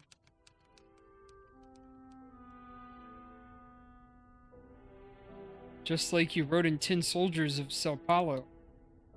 The greatness of Latin America lies in its richness. From that richness comes misfortune, gnawed by insatiable greed. One man's poverty is another's feast. Suffering nourishes joy. They are like riverbanks clearly divided. This duality, this paradox, isn't it precisely the kind of question we should be posing through literature? The thud of bone against a hard surface interrupts her. Julio is banging his head against the wall. Not enough, not like this. You can't grasp space and time. I'm still missing some essential language frameworks and thought patterns. With our current language system, I cannot catch the ghost of time. I can only let it slip away from the tip of my pen. Mr. Julio, what's wrong with you? Unlike the panicked Octavia, the other inmates around Julio seem unfazed. That wall is unscalable, Julio. I told you already. I can lend you some of my bandages from last week if you need them. For a permanently silent object, any form of narration is futile. In the end, you're just wrestling with your own shadow. What are you all standing around for? Can't you see Julio's hurting himself? Octavia is clearly flustered. Doris knows she must first eliminate any outside interference that might obstruct her ability to help. Miss Octavia, please calm down. Tell me, what do you see? It's Mr. Julio. He's hurt. Bleeding. He tried to break through the mirror of language with his head, but it was actually a wall. By now, Doris has learned how to filter out the surreal embellishments typical of La Sociedad members in order to correctly assess the situation. Mirror or wall, doesn't matter. Please take a closer look and describe what you see, clearly and without embellishment. What is Mr. Julio's condition? His muscles are spasming uncontrollably, as if jolted by a cold electric current. His face is tightening, twisting like he's struggling against a silent force. His fingers are curling into unnatural shapes. His expression keeps changing. First pain, then panic, and finally blankness. Sounds like he's having an epileptic seizure. Perhaps I could offer some help. Guided by the sound of Mr. Julio's whimpers, Doris approaches. His head is bloodied. Please, Miss Octavia, help me so I can help him. Could you lay him down flat on his side? We have to stop him from hurting himself. I can use my arcane skill. Flashing lights could worsen an epileptic seizure. Does your arcane skill emit intense light? If so, I must ask you to refrain from using it. Octavia hurriedly retracts her incantation. She presses down on Julio's shoulder and lowers him onto the cold, hard floor. The doctor kneels quickly and gently turns the man on his side, preventing him from injuring himself any further. As time passed, Mr. Julio's convulsions began to subside, but his body remained stiff, his jaw clenched tight. I took a disposable bite pad from the first aid kit, carefully placed it in his mouth to keep him from biting himself. Eventually, the situation came under control, and Mr. Julio's breathing stabilized. And there everyone went, straight back to the gathering as if it were only a minor inconvenience.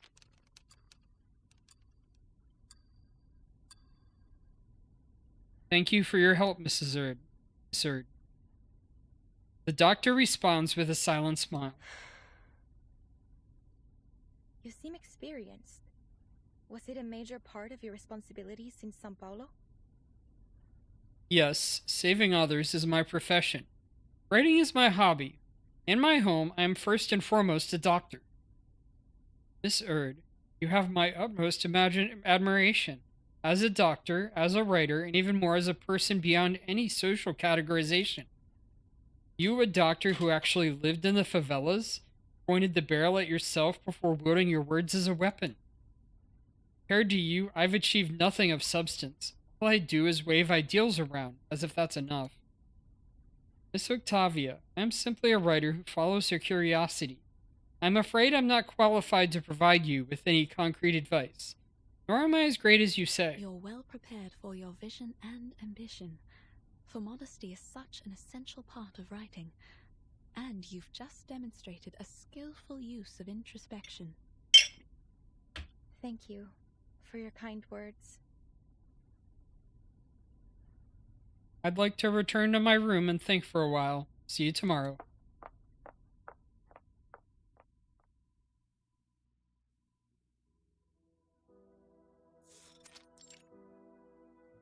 Cell in Kamala prison. She has an eye drawn on the wall. The idealist pursues his ideal to erect a magnificent vision atop the Tower of Literature. But for those outside the tower, what good is that magnificence? Here I am, locked away in a prison. My words going no farther than these walls.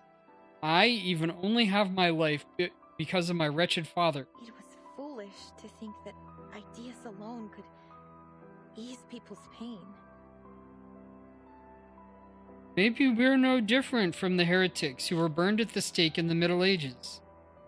Perhaps our only professionals like Miss Erd, doctors with real experience, can truly save a person. Wait, but this prison does have a doctor meant to handle every kind of issue, whose specialty is precisely in the mental field. But he's not just a doctor, he's the overseer of this prison. I once asked the idealist why the person in charge here wasn't a regular jailer or a police chief, but a physician. As expected, he brushed me off with some grandiose idealistic rhetoric. But why has the idealist always seemed so opposed to the physician? Why?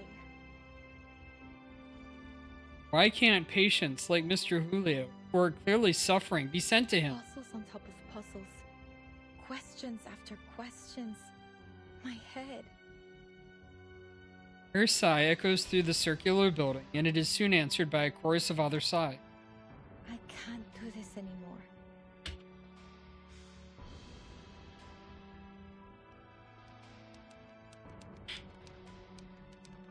Miss Octavia turned and walked away. Though she looked disheartened, I could still see the power of unwavering force that drove her forward. What would that force be for me? Looking back, I too began to reflect on myself, to contemplate fate, that grand and irreversible force.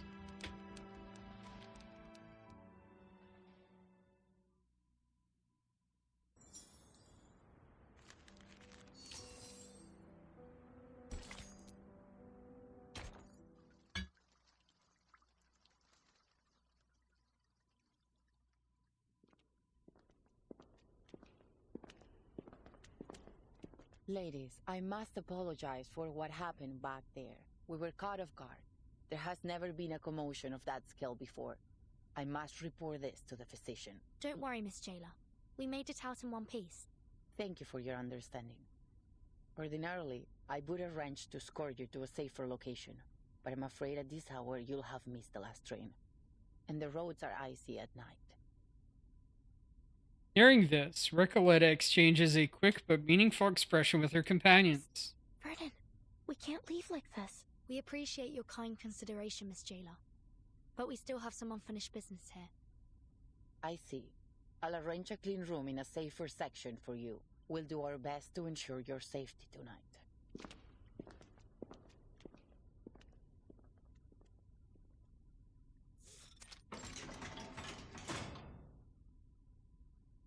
Night falls as the girls huddle together, scrutinizing their unfamiliar surroundings. They actually found us a spare room. Bleak, quiet, and somber. It's a cell like all the others. Don't worry. This isn't the first time we've ended up on the wrong side of the bars. At least this time we're just here for the night. Not a full sentence. Sonetto lets out a whisper-thin protest. Though this cell is quite different from the ones we've been in before. Not just the cell. The whole prison is unlike anything I've seen. And the society they've been running here isn't some mere pastime. They're having real discussions about meaningful topics, even though the rest of the world has been cut off from them. But we're still in an Arcanist prison. A place where conflicts and violence can erupt at any moment. Let's not forget that. Miss Jailer warned us from the start. These prisoners are mentally unstable and potentially dangerous. Miss Recoleta, with all due respect, we can't afford to see this place through rose-colored glasses. We'd be overlooking the risks, as we did earlier. And with all due respect, Sonetto, we didn't overlook any danger. At least I didn't. A writer must be observant if she is to accurately reflect the world in her writing. But you... We came here with different goals. And still, none of them have been accomplished. I suggest we focus on our respective missions, instead of fighting with one another. Apologies, Timekeeper. Miss Recoleta, I take back everything I said. Don't apologize, Sonetto. I'm at fault too. Sometimes I forget that words can be as sharp as swords. You were only thinking about our safety. I shouldn't have been so rude. I actually really admire how you fought back there. If you'd allow me, I'd like to write a poem for you, once my novel's finished. That's terribly kind of you. But honestly, I think we've had enough poetry today to last a lifetime. Let me know if you change your mind. By the way, did either of you see what happened to the Idealist? Recalling their recent conflict, the indomitable girl finally hesitates. The jailer told me she went back to the gallery once everything calmed down. She found nothing. No blood, no shell cases, not even a trace of the Idealist. Timekeeper, now's really not the time for ghost stories. She looks scared. Do you mean that maybe the Idealist somehow managed to get out of there on his own? Or perhaps someone else helped him? Well, according to the Idealist, and our jailer, any inmates who are unwell will be taken to the physician. It's possible someone brought him there, while everyone else was shouting and running about. You're right. It could be that he's with the physician right now. I'm relieved. That was a sudden plot twist, but a visionary of his magnitude doesn't deserve to die in silence like that. To be fair, the gunshot was quite loud, as was the ensuing commotion. Nonetheless, he couldn't have just died like that. I mean, the writers would riot if a writer were to kill off a character so abruptly. But you believe he's still alive too, am I right? I don't. She knows her words are merely a cover. She needs an answer, a real undeniable answer. There's nothing that we can be certain of for now. But on a brighter note, we didn't come back empty-handed from our mission either, Sonetto. We found Dr. Dorez's signature in the gallery. You were right all along, Recoleta. She was here. But we didn't see her at the gathering. Could something have happened to her, like with the idealist? Do you think she was also sent to the physician and never made it back? This is all just speculation. If we want to find the idealist, or Dr. Dorez, we need to speak to this physician first. Miss Recoleta, do you believe that the idealist could be your pen pal, Aleph? Whether he is or not, he's still my best lead. That name touches a nerve once again. Amigas, I've had this strange feeling in my gut since we got here. Something is slowing us down. Now to figure out what it is. A silent fear grips her, like ripples suddenly appearing on a once still lake, unsettling in its quiet disturbance. Look, it's a wild guess, but just wait till I finish. It feels like everything happening in this prison is somehow connected to my novel. El auge y la caída de la cordura. The rise and fall of sanity. We're no strangers to wild guesses, and sometimes they're closer to the truth than you'd think. So the rise and fall of sanity. Sorry. What exactly is your story about? The question scatters the midnight gloom. Outside, midnight spills over gray-white snow. Huh. Nunca pensé que te interesaría. I never thought you'd be interested. It starts... Sorry, it's been a while since I told it from the beginning. A few years ago, I worked as a forest ranger. It happened in a desert town called Amalfitano, in Sonora, back in 1975. Two patient listeners watch the stammering girl waiting for the next part of her story. You know what? Most people say the beginning's a bit hard to get into, except for Aleph. I'm thinking of rewriting it, but if you like the sound of it so far, maybe I could read you the latest part I just finished? She studies her readers' expressions, guessing madly at their responses. Please.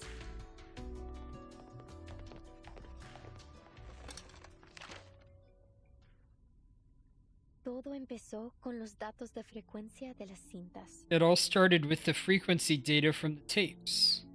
El patrón general The general pattern seemed to have changed. At first, the paracausality researcher chalked it up to a statistical error. A glitch, perhaps. Oh, sorry. But after a few days and long nights of meticulous calculations, that explanation only became less and less plausible. The odds of success and failure kept shifting, and the chance of repeating the previous result kept growing. It was as if someone had tampered with the rules and tweaked it to their liking. She took her findings to Amalfitano, the town of nothing, as they called it then.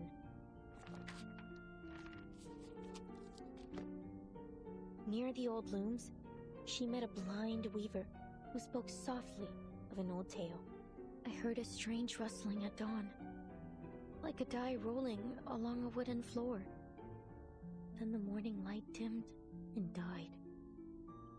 That was the last time I saw the sun, my own hands, or the threads I worked with. The second time I heard the die roll, I was told the oxen in the fields sank to their knees and never stood again. By the third roll, the fields were crawling with frogs. Plows ran over them, and some still writhed, squeezing themselves deeper into the cracks in the earth. Wow. The fourth time the die rolled, 10 dormice plunged into the sea in a strange sleepwalk. and 10 bears feasted for the last time before winter arrived.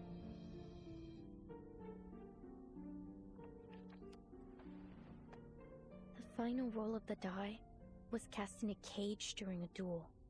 Before a crowd of eager eyes, the winner left with 10 pounds of gold, and the loser left with 10 flies, which fell on him to feast.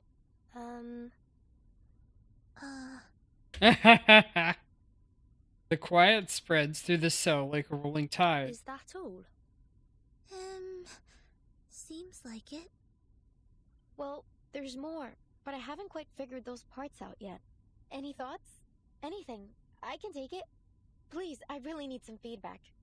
I wonder if the protagonist ever finds this die of Babylon in the end. Oh, Verton, it isn't a real die, it's just a metaphor. Oh, I see. I must have missed that. Sorry. Still, it's a beautiful story. Sad, but beautiful. The story is still too obscure, isn't it? Aleph warned me about this. In our last correspondence, he suggested adding the Blind Weaver to shed light on the hidden theme. It helped at first, but even with his sage advice, no matter how hard I tried, the plot just didn't seem to move forward. Feel stuck in that village with them, lost, dazed, isolated inside their small, disconnected moments. Something crucial is missing, leaving gaps between the characters and the scenes. Should I change the storyteller's perspective? Start a different angle? Or maybe rewrite the characters completely? What should I do? Before the writer sinks into a swirling vortex of self-doubt, someone decides to push for something tangible. Apologies, but you said your story somehow connects to what's happening here in the Panopticon. What makes you think that? It's a strange feeling. Like, everything here belongs to a dream I once had. Only, I can't remember it. Do you mean that you have a sense of déjà vu? It's nothing to worry about. Our psychiatrist friend Kakania told me those moments are often the result of a dysfunctional connection between two parts of the brain. Like a little glitch in our heads. No, it's nothing like déjà vu. Oh? The storyteller snaps back, slightly agitated. Déjà vu is a single moment, a specific situation. But here it's everything. La sociedad, the rules, the idealist, even the incidents in the gallery. Each one unfolds in a similar pattern, like the grooves on a record, telling a story I feel I've listened to before. Amalfitano and Comala. They're two sides of that same record, playing out the same tune. Whatever happens in my story seems to be happening here too.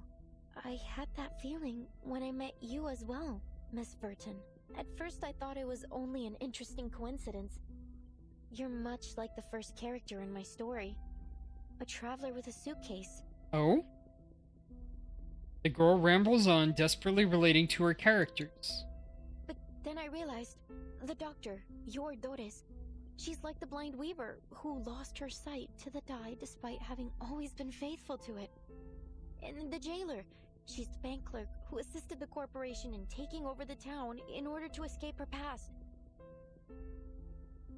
And the idealist, he's the murdered donkey driver, and the die of Babylon. Mis queridos amigos ficticios. My dear fictional friends, ¿Qué rayos les está pasando? what on earth is happening to you? Wait. Are you saying that everyone we've met here matches a character from your story? Like some kind of archetype? That sounds unbelievable. But then again, maybe you're onto something. You see the world through a different lens that none of us share. Not just the characters. The events here are mirroring my story too, Aleph. He's the only one who truly understood my story. If things are playing out just like my novel, then maybe Aleph is in fact still here. Are you suggesting that someone is controlling the Panopticon in order to make it follow the same plot as your story? That they've set the rules, started the poetry group, planned the attack on the idealist, and tried to prevent us from finding Dr. Dores. If that's true, Miss Recoleta, it's very likely that the one acting against us is in fact Aleph himself. Recoleta never expected the chain of reasoning to unravel this way. But No. How could that be possible? As he's the one who knows the details of your story. She interrupts only for confusion to creep onto her face moments later. Why? Why would he do this? I don't see any reason why he'd be connected. He's an intelligent, cultured, and profound person, not a common killer. No, none of this adds up. Remember, Dr. Doris was brought to Ushuaia by the Xeno rebels, and we know they're connected to Manus Vindicte. If this Aleph really is hiding Doris from us, he may be working with them. Recoleta stares blankly for a time before clumsily shifting the topic. Oh, my... Soneto. I didn't know you had such a flair for stories. Maybe you should join us and become a visceral realist too. I think you're only imagining things. Perhaps you were inspired by this strange prison? Perhaps we all need to start writing our own stories. Come out now. Whoever's out there, speak up. How can we help you? Who's there? Is this gonna be Aleph? I have all the essentials for writing poetry. You, me, and our opponent. Classic. And do Ready? Aim. charge up Lipera, and then do Melania's second ult. Time waits for no one, even for a great.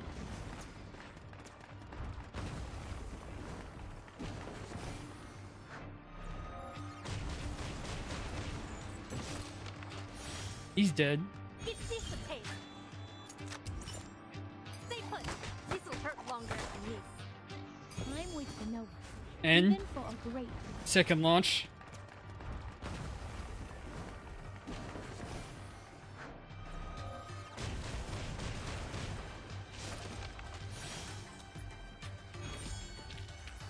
Although we come from different lands, we share the same dream. There is still much to be hopeful for.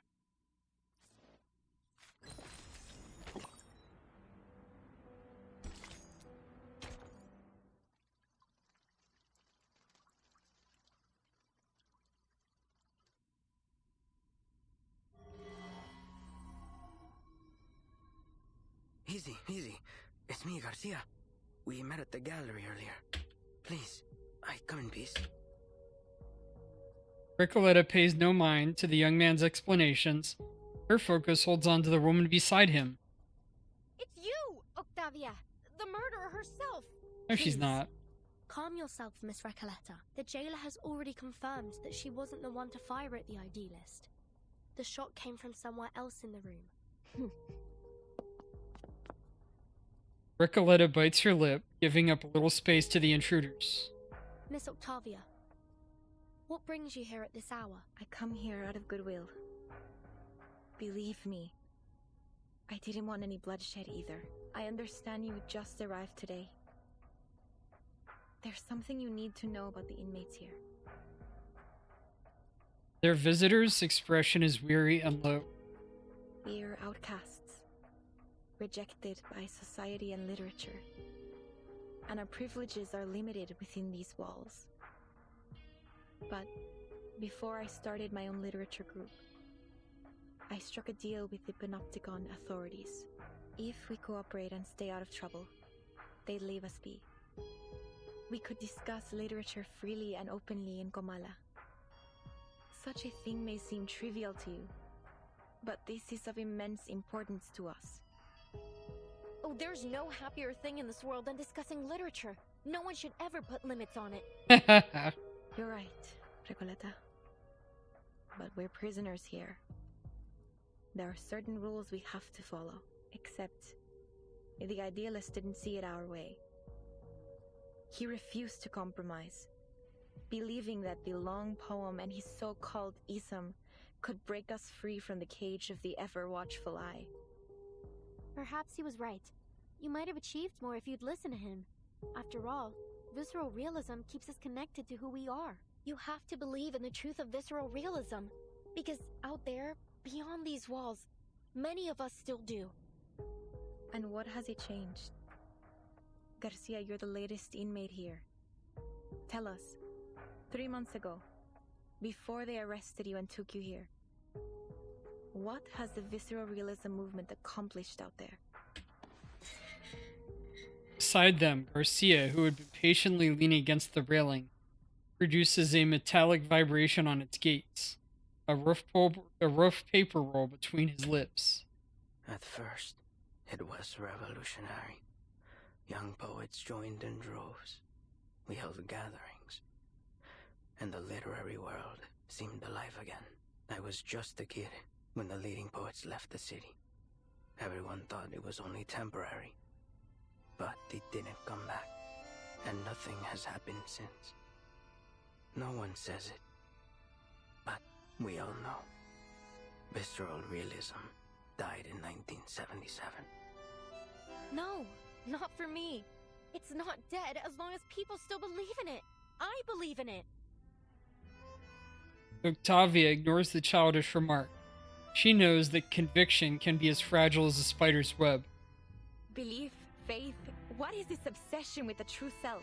Why does your type always insist on there being a true self hiding beneath our roles in society? Our disciplines. Look at the idealist. He never once stopped fighting for what he believed in, even long after he was put behind these bars. Idealist, what a name he gave himself. Who will he be when he finally breaks free from the eyes of the central tower? When he's left without his willful audience? And nobody. That's what.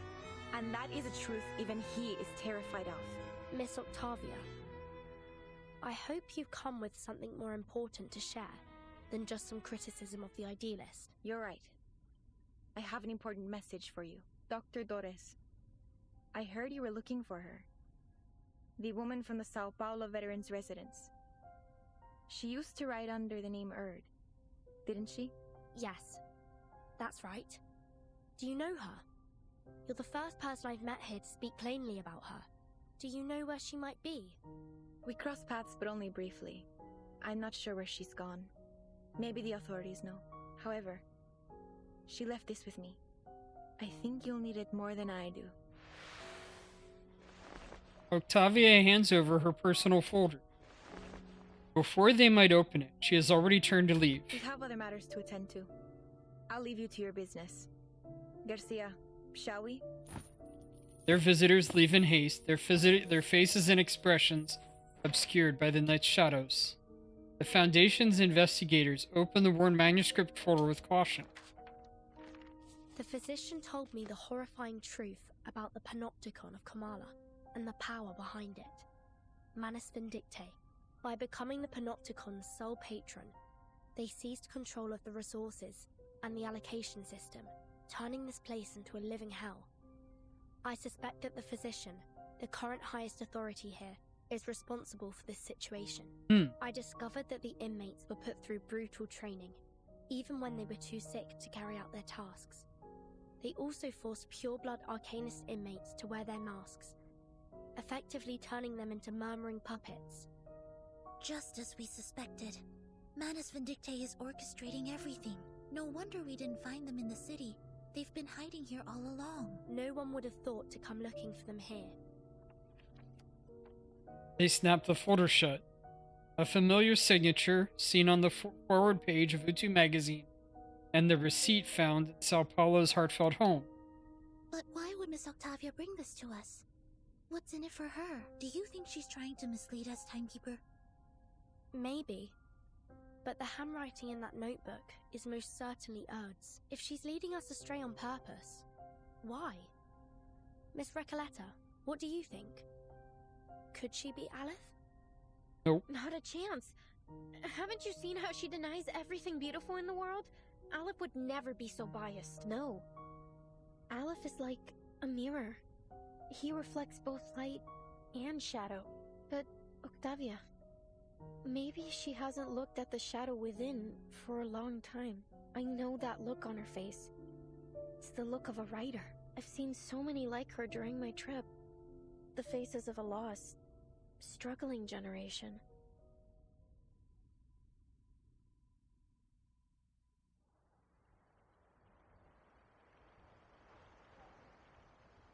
Under the night sky, Kamala Prison stands like a forgotten gravestone, covered by a fine cold snow.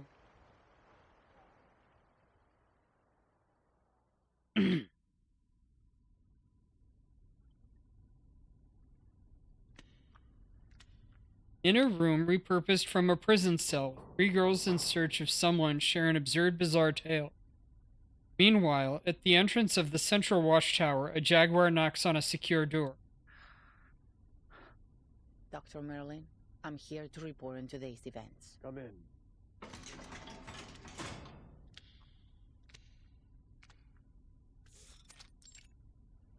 Central tower waiting area. Frantic writing breaks the quiet of the room. The jailer's visit does not deter the man behind the desk. He continues writing, fully absorbed, as if each letter were filling the world around him. There was a commotion in the gallery today, sir. An inmate known as the Idealist was severely injured. The inmates nearby said he lost consciousness from blood loss. However, after we put everyone back in their cell, the Idealist was gone. I made a sweep of the grounds, but there was no trace of him. It's possible that he regained consciousness and went into hiding. I'll perform a full search tomorrow. The jaguar finds herself unexpectedly concealing the truth about Pablo. No need. Sir? He knew the consequences of breaking the rules, did he not? Sir, with all due respect, I think today's incident proved just how dangerous it is to let the inmates keep their weapons. Oh, wow. We never should have let them walk around with deadly weapons. Even if we had to, we should have doubled the guards. We can't expect them to follow their own rules simply out of fear of the central tower. The physician interrupts her sharply, but with no hint of concern. Such matters fall beyond your purview, jailer. You only need to do what's required of your title. Is there anything else? There is another thing. 2 guests from the Foundation came through today. They said they were looking for someone named Doris. They've shown a willingness to cooperate, though they were involved with the incident in Corridor 0. The sound of writing continues. Her report is disregarded. The jailer takes a deep breath. The next part is difficult to say. Sir, there is one more thing. I told Miss Octavia we're short on rations, and she's adjusted the inmates' portions accordingly, but that won't last long. Manus Vindicti stopped providing supplies back in March, and Sino has collected all the prisoners they had previously placed in her custody.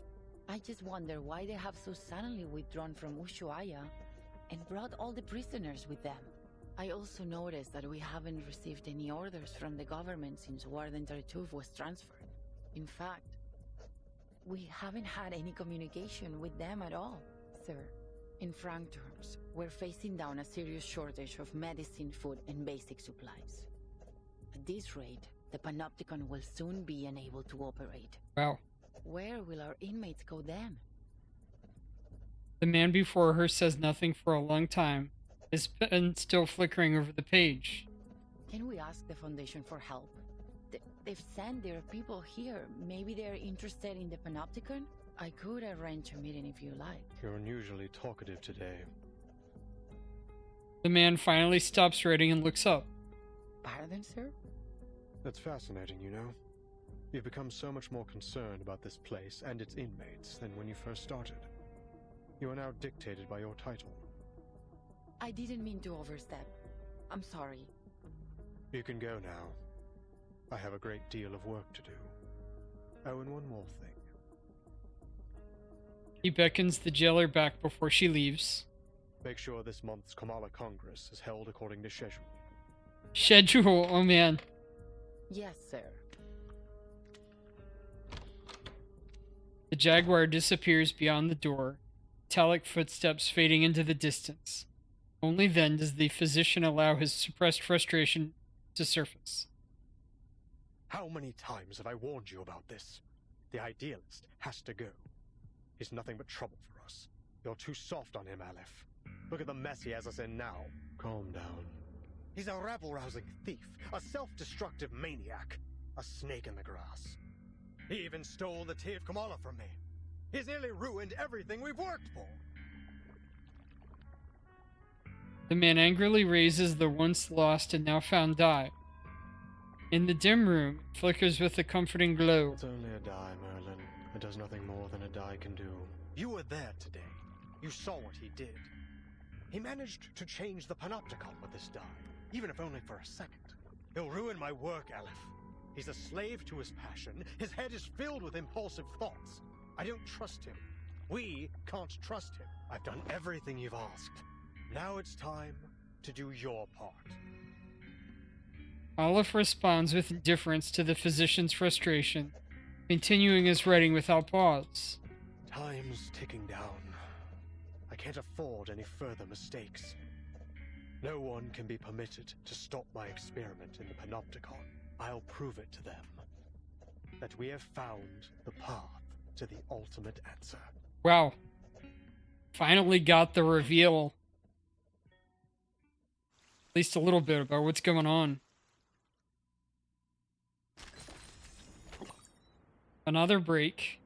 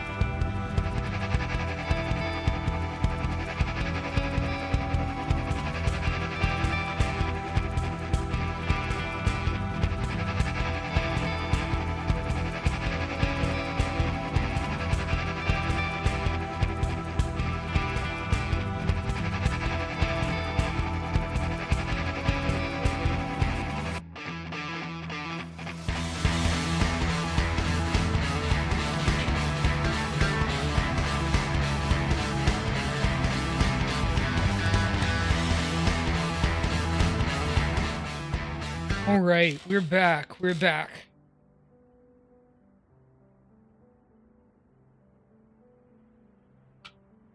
Just got a major reveal. This Olive character, or the physician, looks like one of our gotcha characters, and showed up mysteriously after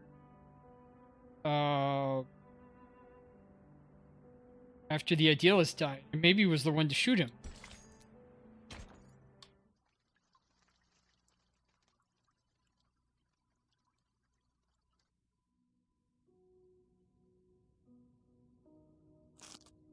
La cabaña con el techo azul estaba The cottage silenciosa como with blue siempre. silent as always. En un sueño fugaz, la In a fleeting investigadora de dream, paracausalidad paracausality descubrió la researchers verdad detrás del uncovered the legado de truth Babilonia. behind the Die of Babylon.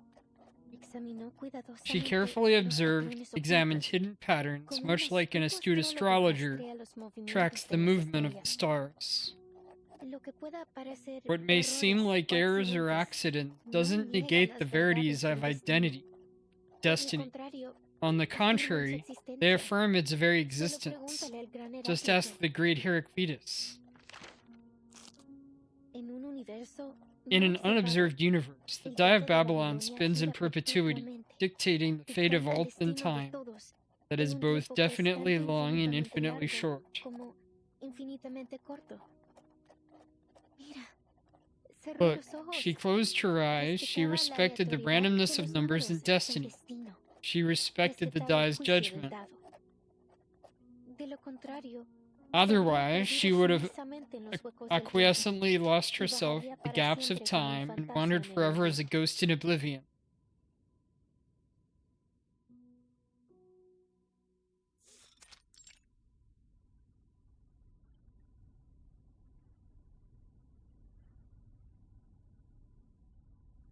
In the solemn prison hall, under the half light of the next day, prisoners of Kamala gather. Tavia steps onto the podium with a stern expression. First, allow me to make one thing clear. I had absolutely nothing to do with what happened to the Idealist yesterday. I swear it on my career as a writer. As you all know, the Idealist and I are the representatives of the two factions of La Sociedad de Poetas de las Américas. As you also know, we have been at peace since the Let Sleeping Dogs Lie agreement was signed a few months ago. Despite our differing views, we have coexisted to this day under the watchful gaze of the Central Tower. Rest assured that we will work tirelessly to locate the missing Idealist. Don't put so much pressure on yourself, Miss Octavia. His death wasn't your fault. After all, he was the one who threw the first verbal dagger. The murmurs cascading below reach the ears of the prisoners from another faction. Show some respect, you morons. The Idealist is missing, not dead. I'm sure he'll show up in one piece before we know it. Better face the hard truth now, Roberta. Though, I have to say, it won't be easy for you to find a new leader as mad as him. A polite cough from the hostess causes the heated debate.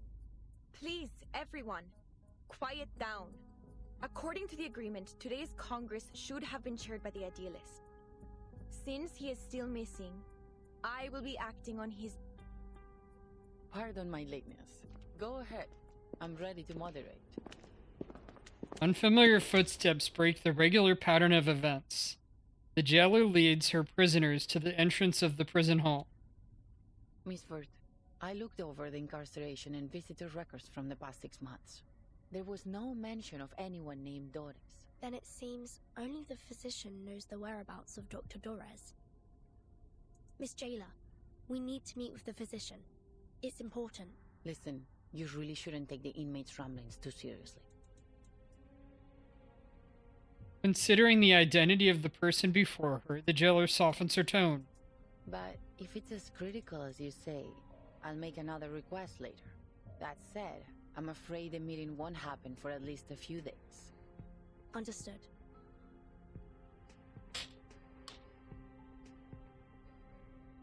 For now, Please join us for today's Congress. Espectacular! Do you hold literary salons like this every day? This place is practically a writer's paradise. Man, she has a twisted view of reality, but I guess that makes sense, considering that it seems to have a weird relationship with her book.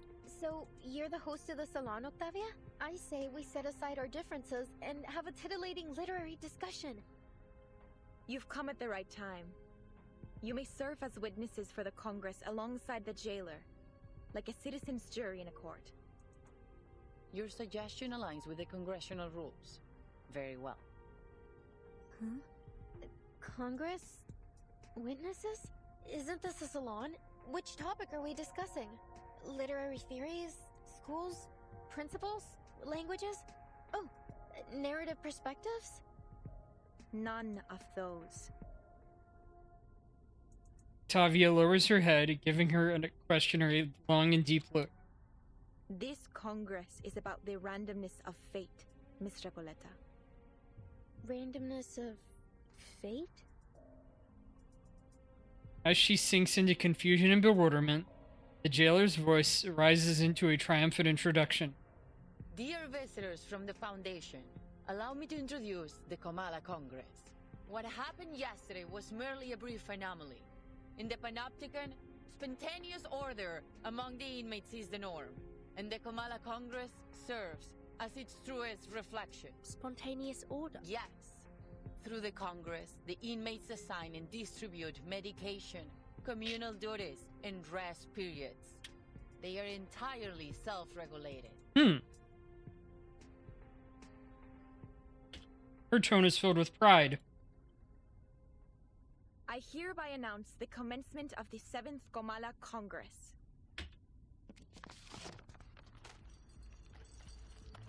As her words fall, Octavia takes out a worn lottery box and a small trinket from her hand. The prisoners move in perfect order like a swarm of ants. A cardboard box and... is that a paper die? It has 20 sides. Huh? We carefully examine hidden patterns, much like an astute astrologer tracks the movements of the stars. Isn't this... Somewhere in the audience, the girl unconsciously mumbles a revelation. Isn't this just like the Die of Babylon? The MacGuffin that weaves through the entire plot?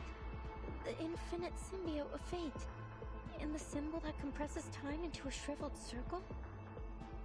What may seem like errors or accidents doesn't negate the verities of destiny.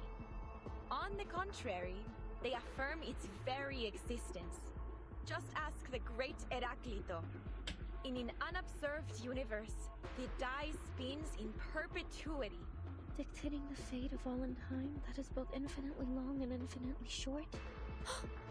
Look, I've closed my eyes. I respect the randomness of numbers and destiny. I respect the die's judgment. As the prisoners recite their announcements, the author's voice becomes more and more sluggish. Otherwise, we will acquiescently lose ourselves in the gaps of time and wander forever as ghosts in oblivion.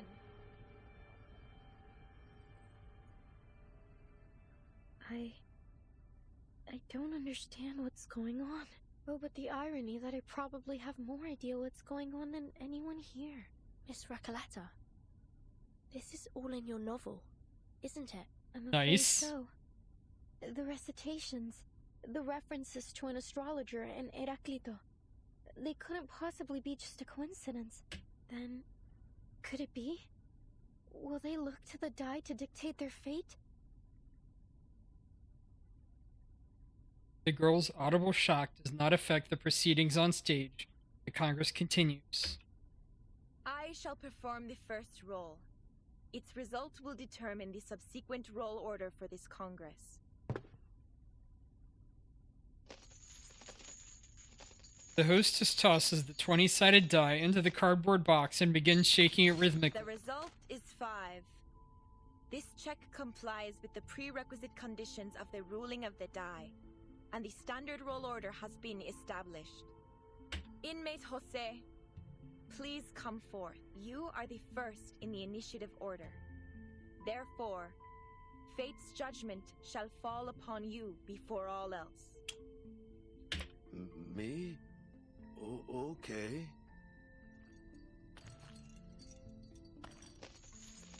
The prisoner steps forward, taking the fragile box in his hands, shaking it to roll the die of absurd fate inside.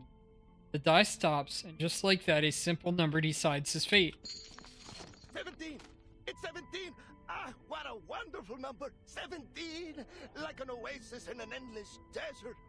The result is 17, and the score combination 6 plus 4 plus 4 plus 3.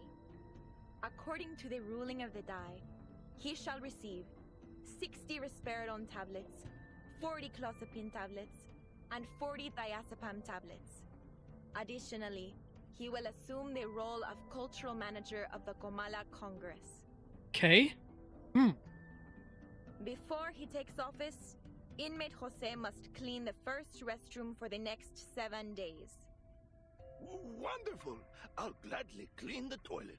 I've got the brooms here, the toilet detergent, oh, and the toilet brush too.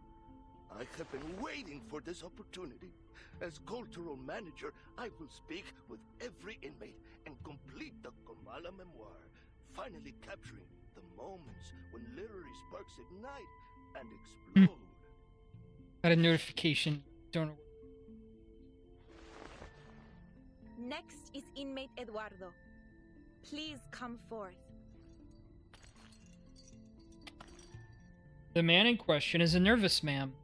His gaze flickers, his eyebrows fight for space on his forehead, and his teeth clash against each other in turmoil. But I can't remember the ruling of the die. I can't remember anything. Damn it. Sorry, Senora Octavia, but I don't think I can do this. I didn't get any medication in the last Congress. I've had multiple episodes. It's like my brain's jammed or something. It's all right, inmate Eduardo. It's easy. You don't need to know the rules to roll the die. Give me your hand, I'll help you. The prisoner follows suit, hands trembling as he shakes the box, the only thing he can do. My sincerest apologies, inmate Eduardo. The die dictates that you must voluntarily descend into the sewers and write the thematic keyword that currently causes you the most anxiety on the walls. Wyatt! Thank you very much, Miss Octavia. I think my head's about to split in half. I need a moment to rest before I head down there and fulfill my destiny.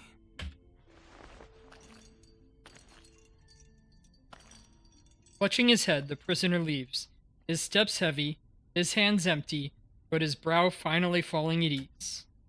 Jailer, are you really letting them make every decision with the roll of a die? Eduardo is clearly in a much more dire condition than Jose. The medication should have been given to him. As I said, this is how the inmates of the Panopticon maintain order. The physician periodically provides medication, food, and other necessities, and the inmates distribute them in this spontaneous and efficient manner. Neither authority nor violence is involved in this process. This is what sets Comala apart from all other custodial facilities. Is that it? You abdicate all agency to the roll of a paper die and call it the randomness of fate? What kind of sick joke is this? Please calm down, Recoleta. This is the method that the inmates have collectively decided to recognize. They're prepared to face the possible sacrifices that it brings. This isn't about you or me. It's not our place to interfere with a procedure that has been proven both pragmatic and effective. My duty is to assist the inmates in maintaining order through the methods that they have established. And yours is to witness their self-governance, not judge it. The jailer takes a deep breath. Her words clearly meant to convince herself as much as anyone listening. If everything somehow unfolds as it does in my novel, then every role is already predetermined. Verton, do you remember the story I told you last night? The odds of both success and failure were consecutively multiplied. I remember. As soon as a character experiences a failure, they continue to suffer failures in an endless chain reaction. None of Eduardo's future dice rolls will ever result in a number higher than 10. At this rate, this system, this sociedad, ruled by the dice of Babylon, is bound to collapse. She looks around, realizing that her words, weighty as they seem to her, have garnered no attention. Eduardo will never receive any medication. The moment he writes the keyword on the wall could very well be the moment he spells out his own death. No, I can't let this happen. I have to do something. Recoleta rushes to the stage. Wait, Miss Recoleta, what are you doing? Wow.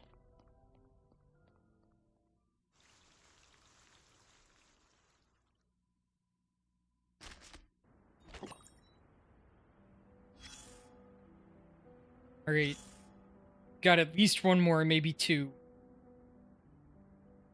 Let's see.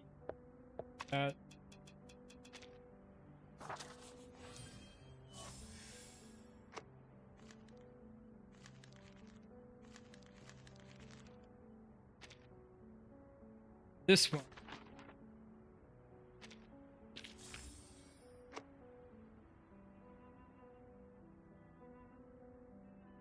$18.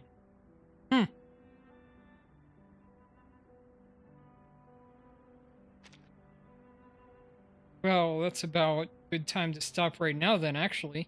And I feel good about that. I can read through some of these other story Few stuff. soldiers would appreciate the idea of taking orders from an accursed die. A skilled commander would never rely on luck to make decisions. On the battlefield, the distance for every maneuver should be clear and precise. Not two numbers with a D in the middle. Unless you're looking to invite a mutiny. That said, if a die with such power were placed in a soldier's hand, I'm pretty sure they'd roll it and let it decide their destiny. Luck won't always be on your side. Exactly. There's no good luck without bad luck. Just as a coin must have two sides. Luck essentially defines one's entire life. And whether it's make or break, life or death, the die will keep on rolling. Of course, dice aren't the only tools used to play with fate. Coins, lotteries, even shells on the beach can all serve the same purpose. Thanks to the randomness of fate, a Babylonian may rise to be a proconsul one day and fall into slavery the next. Some tragedies could have been avoided. Well, that's where historians come in. With a little creative editing of the history books, even the random rolls of a die can suddenly make sense. What were once avoidable tragedies are rebranded as reasonable incidents, or even desirable outcomes. At least the roll of a die is impartial. You're starting to sound like a gambler. But even gamblers, after hitting a hot streak or a losing spell, start to convince themselves that they've figured out the grand pattern behind games of chance. It isn't just gamblers either. Witches tried to influence fate through rituals and charms. Ancient mathematicians calculated probabilities on paper. Some even wrote books on game theory. Meanwhile, others suspected there were cheaters among them. I just hope these high rollers unite to confront the demon who holds the laws of the universe. The past, present, and future in its claws, and give it a well done and a slap in the face. You're talking in circles today. Haven't I always? It's just that today, the die rolled a peculiar number. But all things considered, I prefer the other kind of commander. The die is cast. But regardless of what number has been rolled, it's time to cross the river.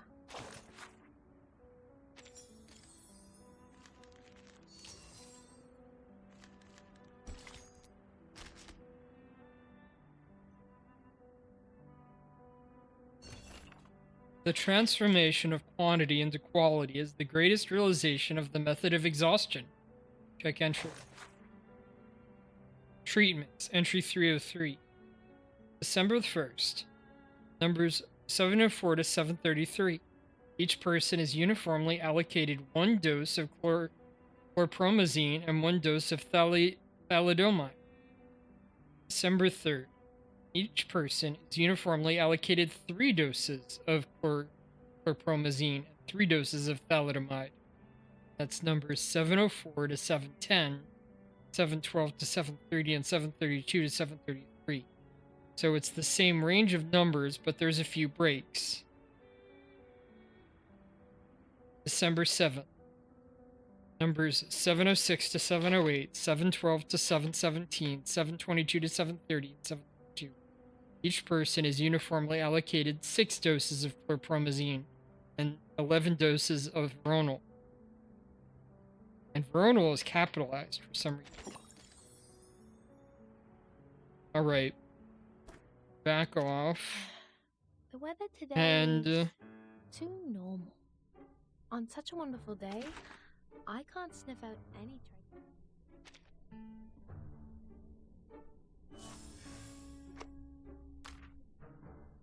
And let's end stream mode and start looking at a good raid.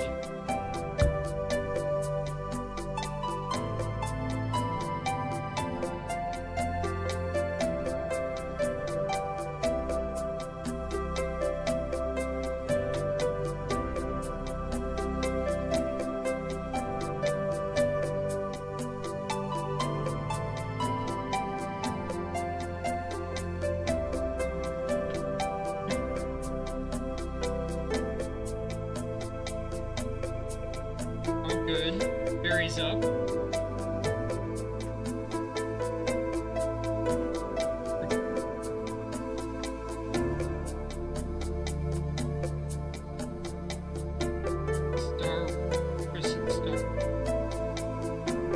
Nines is, I haven't seen her in forever. Big cousin.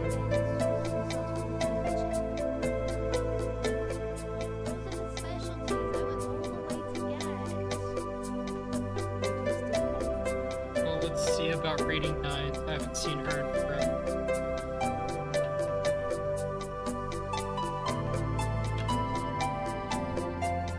Okay, no raids for her.